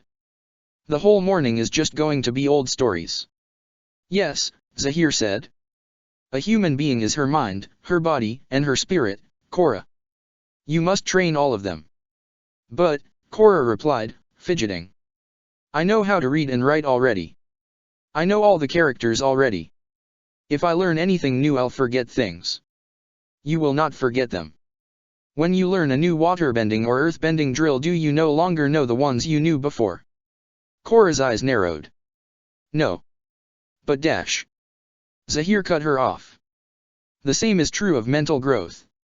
Reading hones both your literacy and your knowledge. But I want to see all these things, not just read about them. Korra looked grumpy. I was under the impression you liked reading your books, Zahir said. I do, but it's not the same. Zahir sighed. I'm afraid it is not possible for you to see those things at present. He glanced at her. Then again, if history is so objectionable, we could improve your mathematics. No, anything but that, Korra exclaimed, her eyes wide. It is also an important skill, Zahir said. Korra shook her head. It's not. It doesn't do anything. Why do I need to know how to multiply one number by another? Why are all the questions about the otter penguin population? They are merely examples on how to apply the concepts. But, given your intense dislike, if you concentrate on your new lessons, we will be required to spend less time on arithmetic. Korra was staring down at her rice bowl. You have a basic grounding in mathematics, now I will teach you about philosophy, the spirits, and the human body. Zahir smiled. You might even grow to like meditation. I doubt it, Korra said, shoveling another mass of rice into her mouth. I hate meditation. You have never really tried it, Zahir said. You make me do it every day. And I still have to do it, Korra muttered. Yes, and that will continue until you do meditate. Not just sleep through it. But I only do that because it's like going to sleep. Can't I do some more push-ups instead? Those actually make me feel stronger. Zahir scowled. No. Meditation is of the utmost importance. If you refuse to meditate at any point, you will not be allowed to bend for the rest of the day. Korra snorted. Like you can stop me? Do not try my patience, Korra, Zahir boomed. While I am not able to bend, I am perfectly capable of ensuring that you cannot either. Korra looked worried, and blinked at him. Okay. She chewed her food, deep in thought. But if I get so little time for earth bending, how am I ever going to learn lava bending? Zahir sighed. I had hoped to discuss this at another time, but Gazan is unconvinced you have the ability. Korra looked away from him. Korra. What? She sounded upset. This is nothing to be ashamed of. Not every bender is capable of every form of bending. Peely's abilities are exceptionally rare, it is unlikely you could bend as she does. It does not diminish your skills, Gazan is otherwise delighted with your earthbending progress. Maybe I just need more practice? If Gazan could teach me more, I might be able to?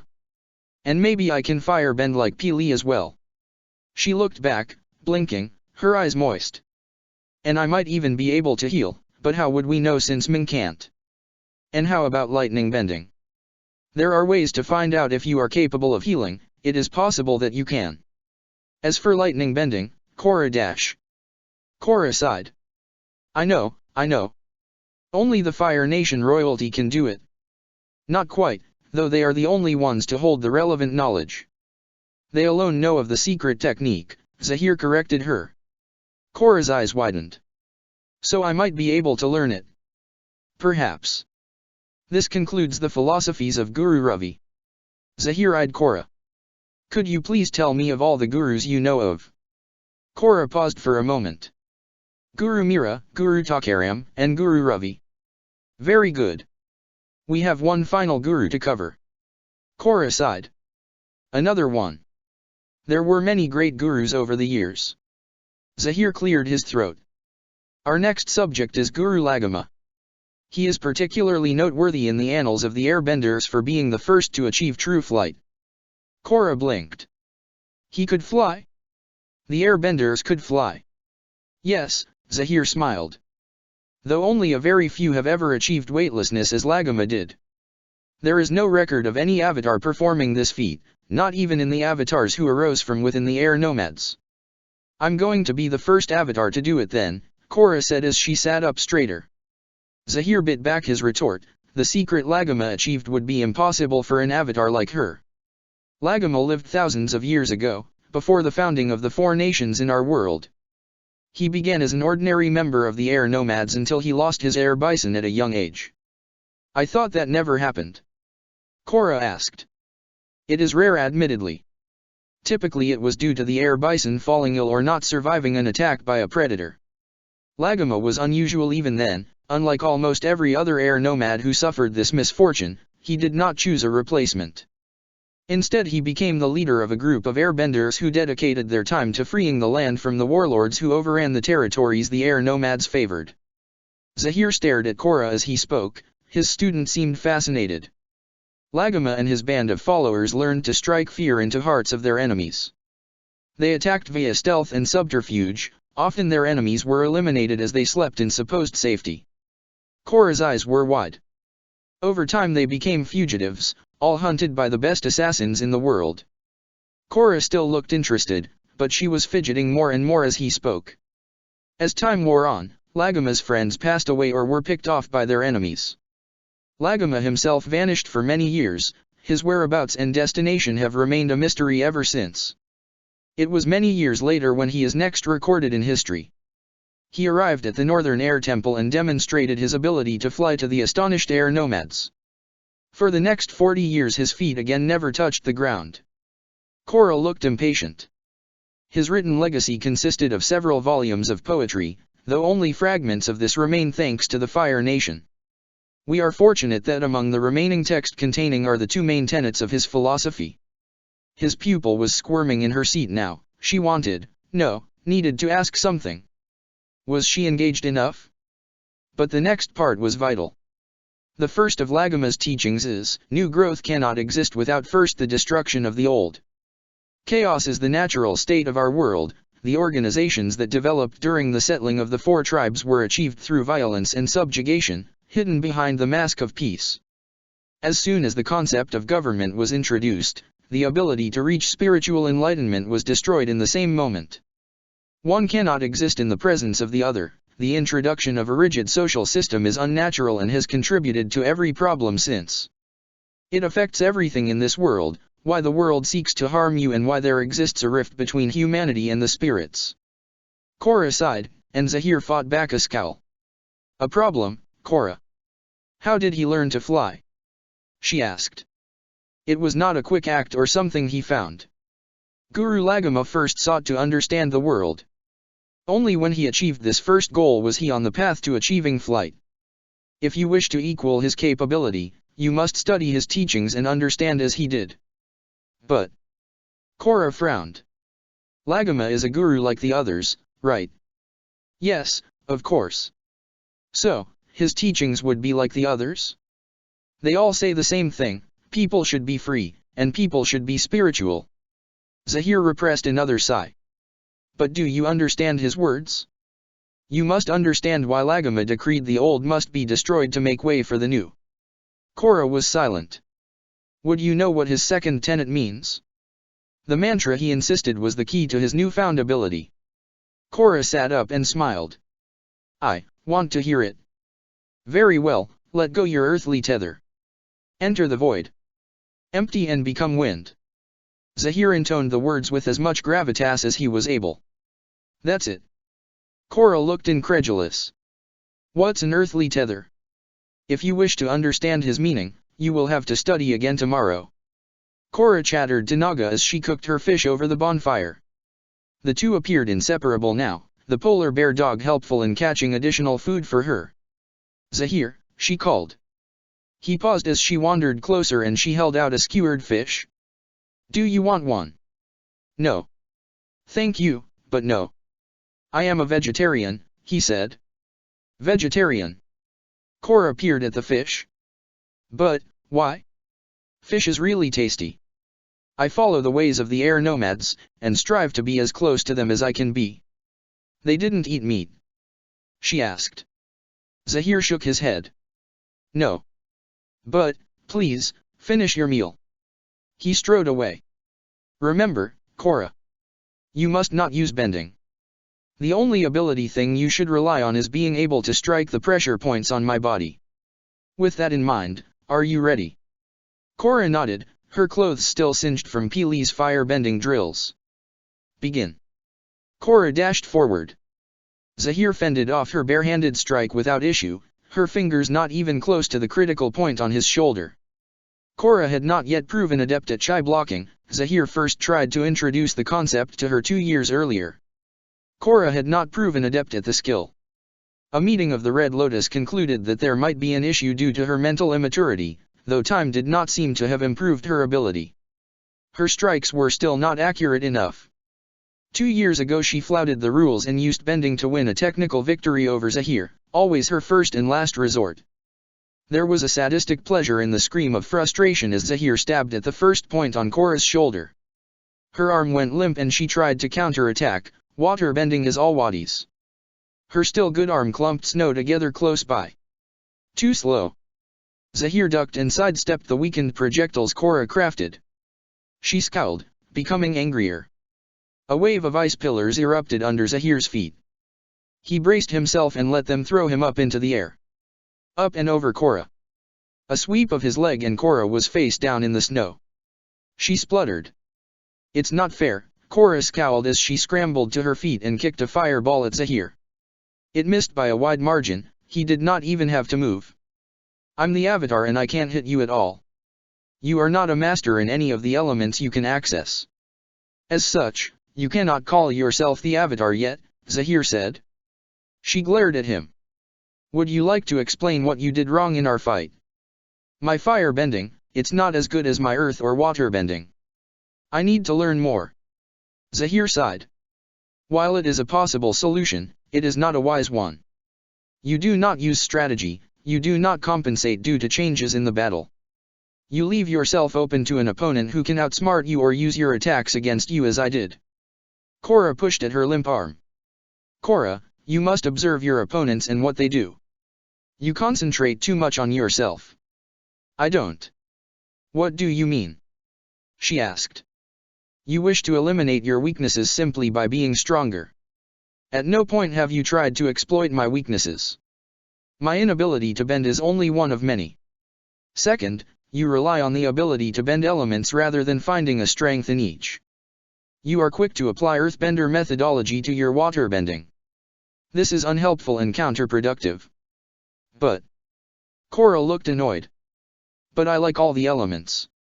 I can use all the elements. It makes no sense to stick to just one. Zahir shook his head. You miss my point, Korra. Concentrate on the weakness of your opponent. Then use the appropriate element to exploit that weakness.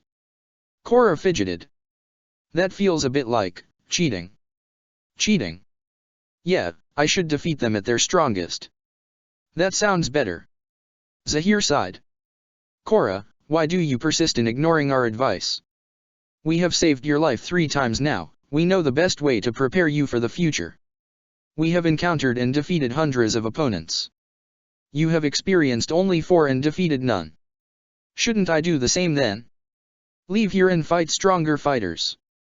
Korra asked. Zahir tilted his head to one side. That would be futile. The 4 of us are the best. Korra looked skeptical. Still, it's only 4 peoples. And what about your friends elsewhere? Are they all benders or chi blockers? Do I get to practice fighting with them? You will only meet them when you are older. When you have need of them. At present you remain a child and thus stay here. Korra stared down at the snow for a moment. If I defeat you right now, then can I leave here? Zahir frowned. You cannot hope to defeat me at present. And it would not matter if you did, you are not allowed to leave. Here with myself, Pili, Gazan and Ming is the safest place in the world. I am surprised that you need to hear this so often. With a scowl, Korra leapt forward. Her lust for combat was what they needed from the Avatar, her devotion to her cause made her easy to use. And yet, her interest in fighting was still more about proving her own strength than dispatching her enemies. In her drills, in her lessons, she used every method the Red Lotus taught. Yet as soon as she was in free combat she discarded her lessons and fought in her own, anarchic style. On the ground she was an earthbender, when she dodged she was a waterbender and in the air she bent fire. No improvisation, no dynamics. She remained nothing but a child and used each element only in specific circumstances. Simple, easy, exploitable. Still young and inexperienced. Still moldable. Still perfect for their methods. But despite her desire to fight, her aggression was too slight. She was prepared to injure an opponent, but none of her attempted blows were close to lethal force. She needed be pushed further.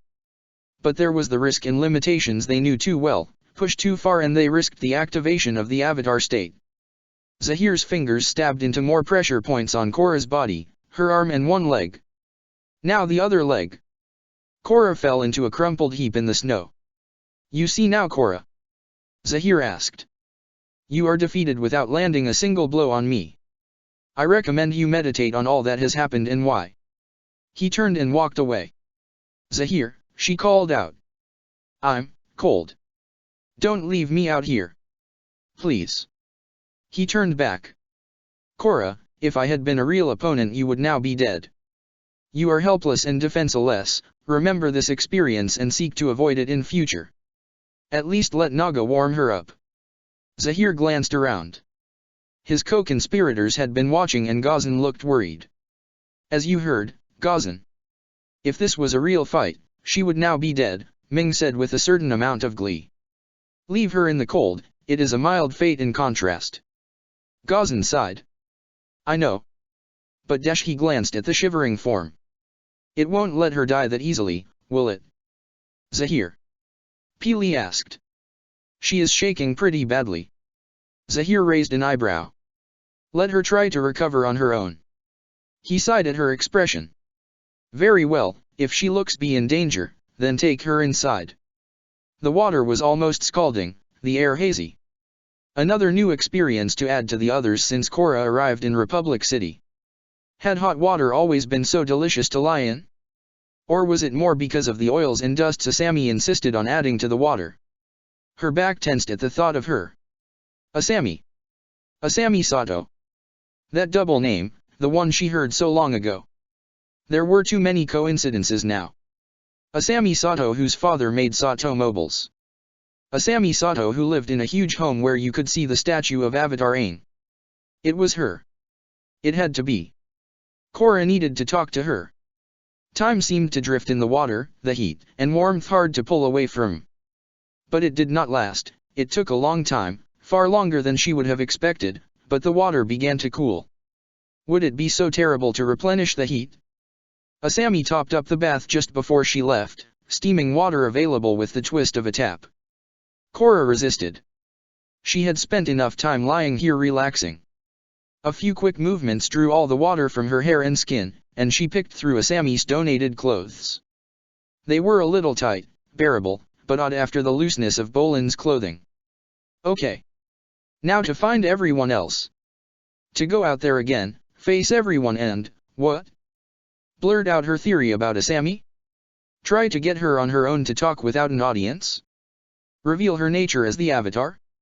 Maybe they could talk politics, how Asami could live in a place like this, with so much space and, if she understood right, so few people living here, while there were people like Bolin and Mako who had nothing. But it seemed, despite the luxurious home, Asami did care. She invited them here without a pause. And if Korra understood all the implications right, Asami's family were responsible for the shelters Mako mentioned. She was the embodiment of the nice rich person Bolin described. Pity she seemed to be in the minority. But if she was right about Asami, what then? Aang had guided her here for a reason. Asami was not the sole factor in her eagerness to leave her teachers, but neither had Korra been led straight to the South Pole. If she was to find Katara, it did not seem to be why she was here, something required her here. Wait. Katara was Aang's wife. Were there any children? There was a knock on the door. Korra. She jumped at the sound of Asami's voice. Yes. Are you decent, I mean? Asami sounded a little flustered. Is it okay if I come in? Korra glanced at herself. She was still wearing clothes. Why did she check? Yes, she replied, trying to keep her voice level. Asami smiled as she opened the door. Hi. Oh, wow, you look great, Korra. The clothes fit you okay. There was a half-second desire to ask for something larger, but she dismissed it. Yes, thank you. Asami looked away, swaying on her feet. I was wondering. She glanced back. Do you want to have a look around? Mako's still out like a light, and Bolin just wanted a little longer in his bath, so I thought. That sounds great, Korra said. Perfect. And down here. Asami trailed off. Korra. Korra ignored her for the moment and wandered onto the balcony. The sun was low on the horizon. She had seen both sunrise and sunset many times, but it felt different here. Warmer somehow. And in front of the darkening sun was the towering statue of Avatar Aang. Korra. Asami tried again. Are you okay? Her heart thundered in her chest and Asami's clothes far too tight around her neck. But, there was no one around. No witnesses to a conversation that might prove embarrassing. She needed to know, but somehow, even asking felt a huge hurdle. No. She could do this. Asami, can I ask you something? Sure, Asami replied and leaned back against the railing. Korra had the other girl's undivided attention. Before, where I used to live, I know. When I was a kid, there was this time. Korra sighed and took a deep breath. Asami, I don't think today is the first time we've met. And? Come on. I think it was our destiny to meet like this. Asami's eyes widened a fraction and her smile grew a little. She tilted her head to one side. Destiny is it? Asami did not seem fazed by her words, more intrigued. Maybe pleased? And we met before? She tilted her head to the other side. I'm I'm sorry, but I think I might need a hint. There was an odd warmth in her stomach at Asami's smile. Fear tempered the pleasant sensation. Asami had missed the point. Let me start again. I used to live in the north. The real far north. And one day I met a girl named Asami Sato. She said her father made cars and lived in Republic City and she broke off. Asami's smile had vanished. Naga. Asami twisted around, and stared down off the balcony. That's Naga. She's so big now. She turned back, her lips quirking back into a grin. Korra could not repress her own smile. You. It was you. You kept me warm. You bent fire to keep me warm, she said, her voice growing louder as she spoke. Korra let out a shuddering breath. It is you, she breathed. Korra, you were the girl in the snow. You're the girl who wouldn't tell me her name. She darted forwards and before Korra could react, Asami's arms were wrapped around her. I knew you were real, she whispered. They never really believed me, but I knew I met someone out there. Korra was not sure how to react to this. After a delay she lifted her arms and let them settle around Asami. That seemed to be okay. This is amazing. Yeah, Korra smiled into her shoulder. I wanted to find you, but I had no idea how to even start. Asami pulled back. I think you have to thank Naga. Korra grinned. That's true. Asami stepped back and Korra let her arms drop a second too late. Asami did not seem to mind. I kept wondering what happened to you. I wanted to see you again, but Asami bowed to her. I'm sorry, I never kept my promise. She straightened and smiled again. I got in so much trouble for getting lost.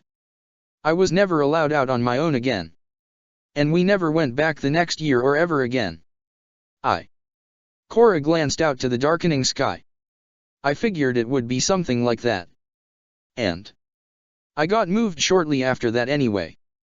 But I found your research station, just not quick enough. So I have to apologize too, I never made it back the next day either. It's fine, Asami said waving. Something seemed to catch her eye and she stared at Korra for a long moment. Korra felt her cheeks heat up. And now you've left home and come here. I'm so glad we ran into each other. Yeah. Korra tried to not let the lie catch in her throat as she scratched at her cheek. Needed to get out and start a new life here. Okay, you were going to meet my dad anyway, but now I really have to introduce you to him. Asami sounded giddy. Your father. Yeah, he was never convinced you were real. Something about lack of places to live, and how you vanished right before they arrived. And trying to tell him about Naga just made him more skeptical. But now I can introduce my imaginary friend to him. Asami smiled. I really am sorry I didn't recognize you at first. It's just been too long. Asami curled a strand of hair around her finger. When did you realize? It wasn't immediate, Korra admitted. I wondered when I heard your name. Oh, so that's why you asked, Asami interjected with a giggle. Yeah. But I wasn't sure until the gate. Your name, the Sato mobiles. Korra smirked. You used to do a really good impression of them. Asami blinked. I talked about Sato mobiles. Korra nodded. And Republic City. And the Avatar statue. Korra gestured to it. And you even mentioned this place. She glanced up to the bulk of the mansion. Asami laughed. I wish my memory was that good. I've forgotten so much. A jolt ran through Korra at her words. Her precious memory of their meeting seemed so unimportant to Asami. I am sorry though, Korra. That was right before my mom passed away, she murmured. Korra tensed. She felt selfish. A chance meeting in the snow could not take precedence over the loss of her mother like that. Asami looked her. I'm sorry, Korra. Korra shook her head. No, I'm sorry. Asami shook her head. It's okay. Losing her was why we never went back north. The memories were just too painful for my dad. It still gets to him and he works way too hard because of it. Wished she could have met you too. Oh, she added after a moment. She rummaged in her pocket and pulled something out. Okay, Mom, this is my friend Korra, the one I told you about. Korra, my mother. Asami held out an open locket. There was an image inside of what looked like an older Asami cradling a younger girl. The same young girl she met in the snow. She's beautiful.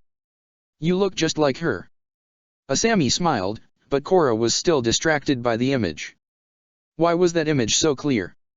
There was no indication of any brush strokes in the image. Just like all the images on the Sado's walls.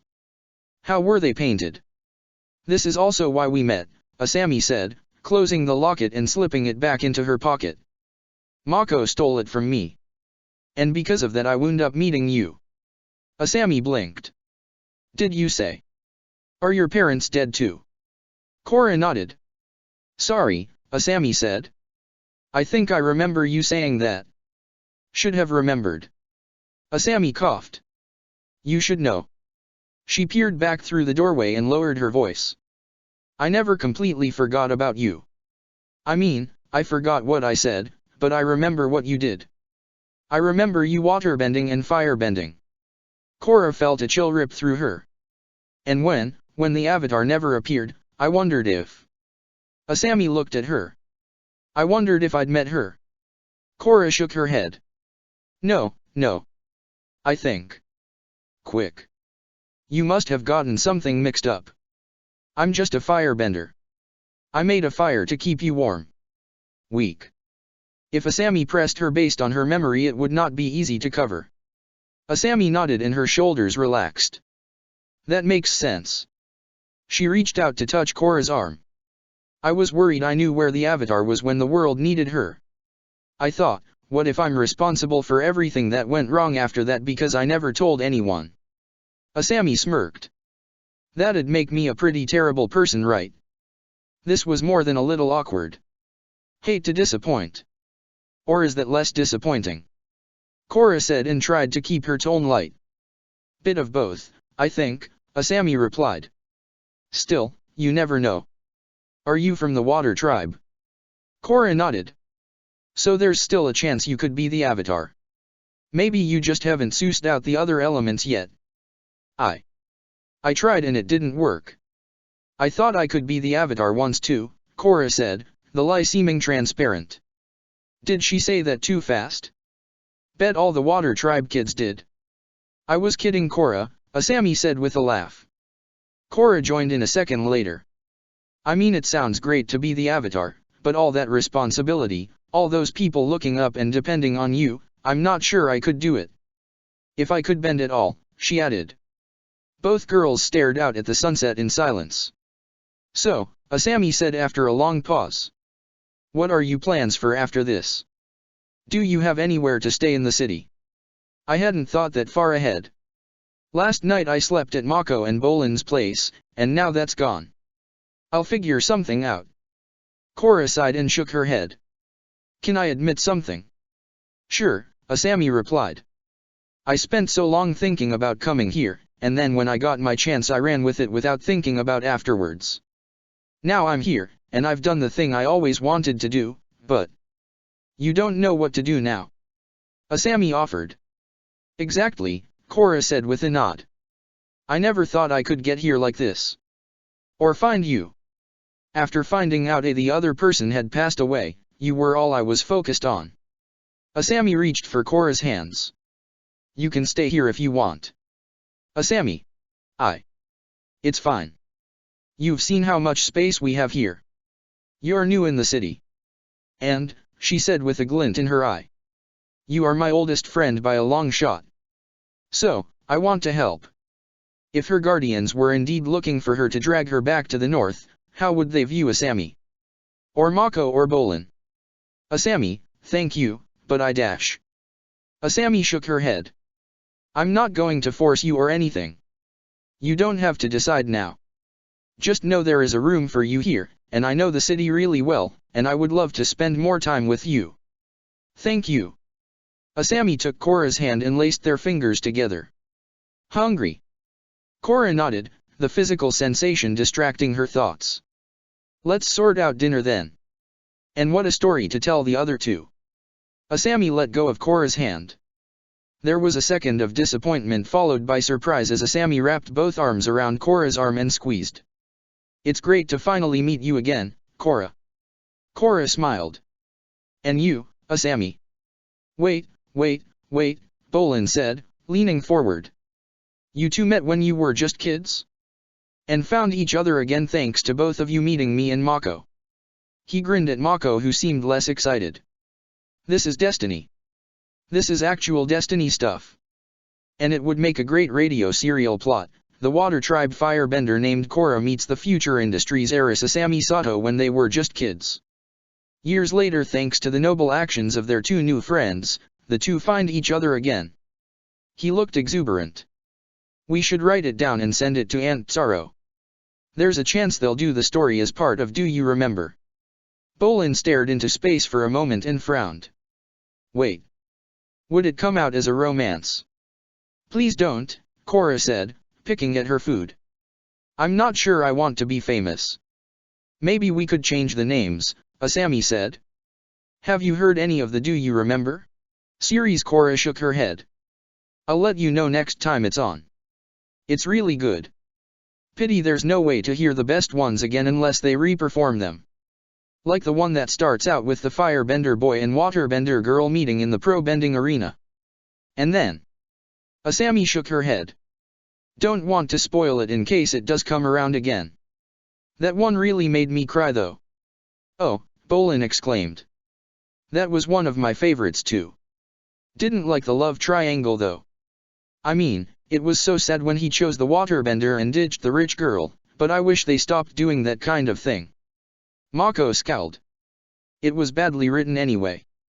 Asami raised an eyebrow. "But you listened, didn't you?" "Well, yeah. I mean, it's hard to ignore when he's tuned in." Mako flicked his thumb at Bolin. Asami stared at him and he flushed. "Fine," Mako added. "Once I've heard the start, I have to know the ending." He looked away as Bolin and Asami laughed.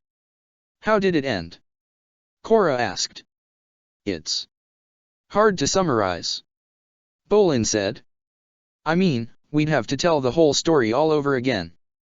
And it's best to hear it without knowing the ending." "I don't mind," Korra said. Bolin smiled. "It's still complicated. But the most important part was that the waterbender and the rich girl got together at the end and lived happily ever after." Korra frowned. "Well, I'm not that fond of love stories," Korra said.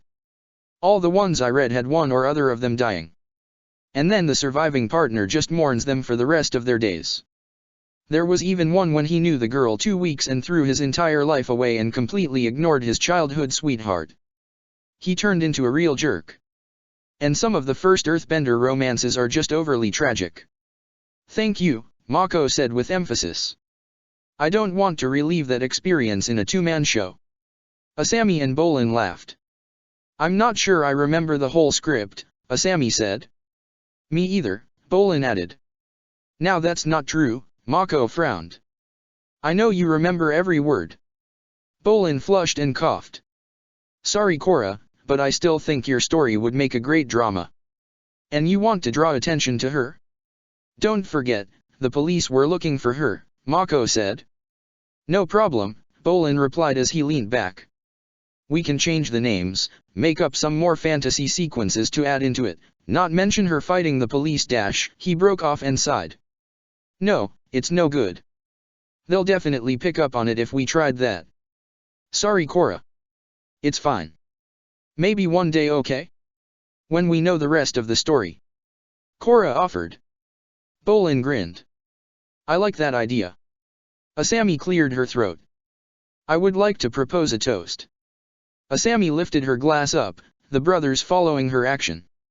Korra hesitated a moment before copying. "To the newest employee of Future Industries and forklift operator, Mako. To Bolin and Mako for their new home in the company dorms. This is going to be so awesome." "Oh, wait. Where's Korra going to live?" Bolin asked. "Well, I've offered to let her stay here," Asami said. "And I've decided." "I will," Korra replied in a rush, feeling her cheeks redden. Asami smiled at her. So to new jobs, new places to live and new friendships. Cheers, Asami said. Cheers, the others echoed, Korra a moment out of step. The wine was good, Zahir let her drink some in the past. But this meal was so different to any other she had experienced. Her teachers almost never ate together no matter how much time passed since they last saw each other. And there was never laughter like this, never this warm atmosphere. On the surface it was not that different. She was with an earthbender, a firebender, and a non-bender who could chai block. So why did it feel so different? Why did these people she had met just days ago want to spend time with her like this? Why was there no guilt? How could she be so comfortable here? And here's to Korra, Asami said after she topped up her glass. She looked a little flushed. I bet she would be a much better avatar than the real one. At least we know where she is. Bolin laughed. Oh, Korra would be such a cool avatar. And it would be so awesome if she was. He grabbed Mako's arm. Think about it, we'd actually be in Team Avatar. For real this time. I don't think it pays well. I think I'll stick with my new job, Mako replied. I'm not sure Team Avatar got paid at all, Asami clarified. Korra took another too large gulp of her wine. Check the description for the links to the author.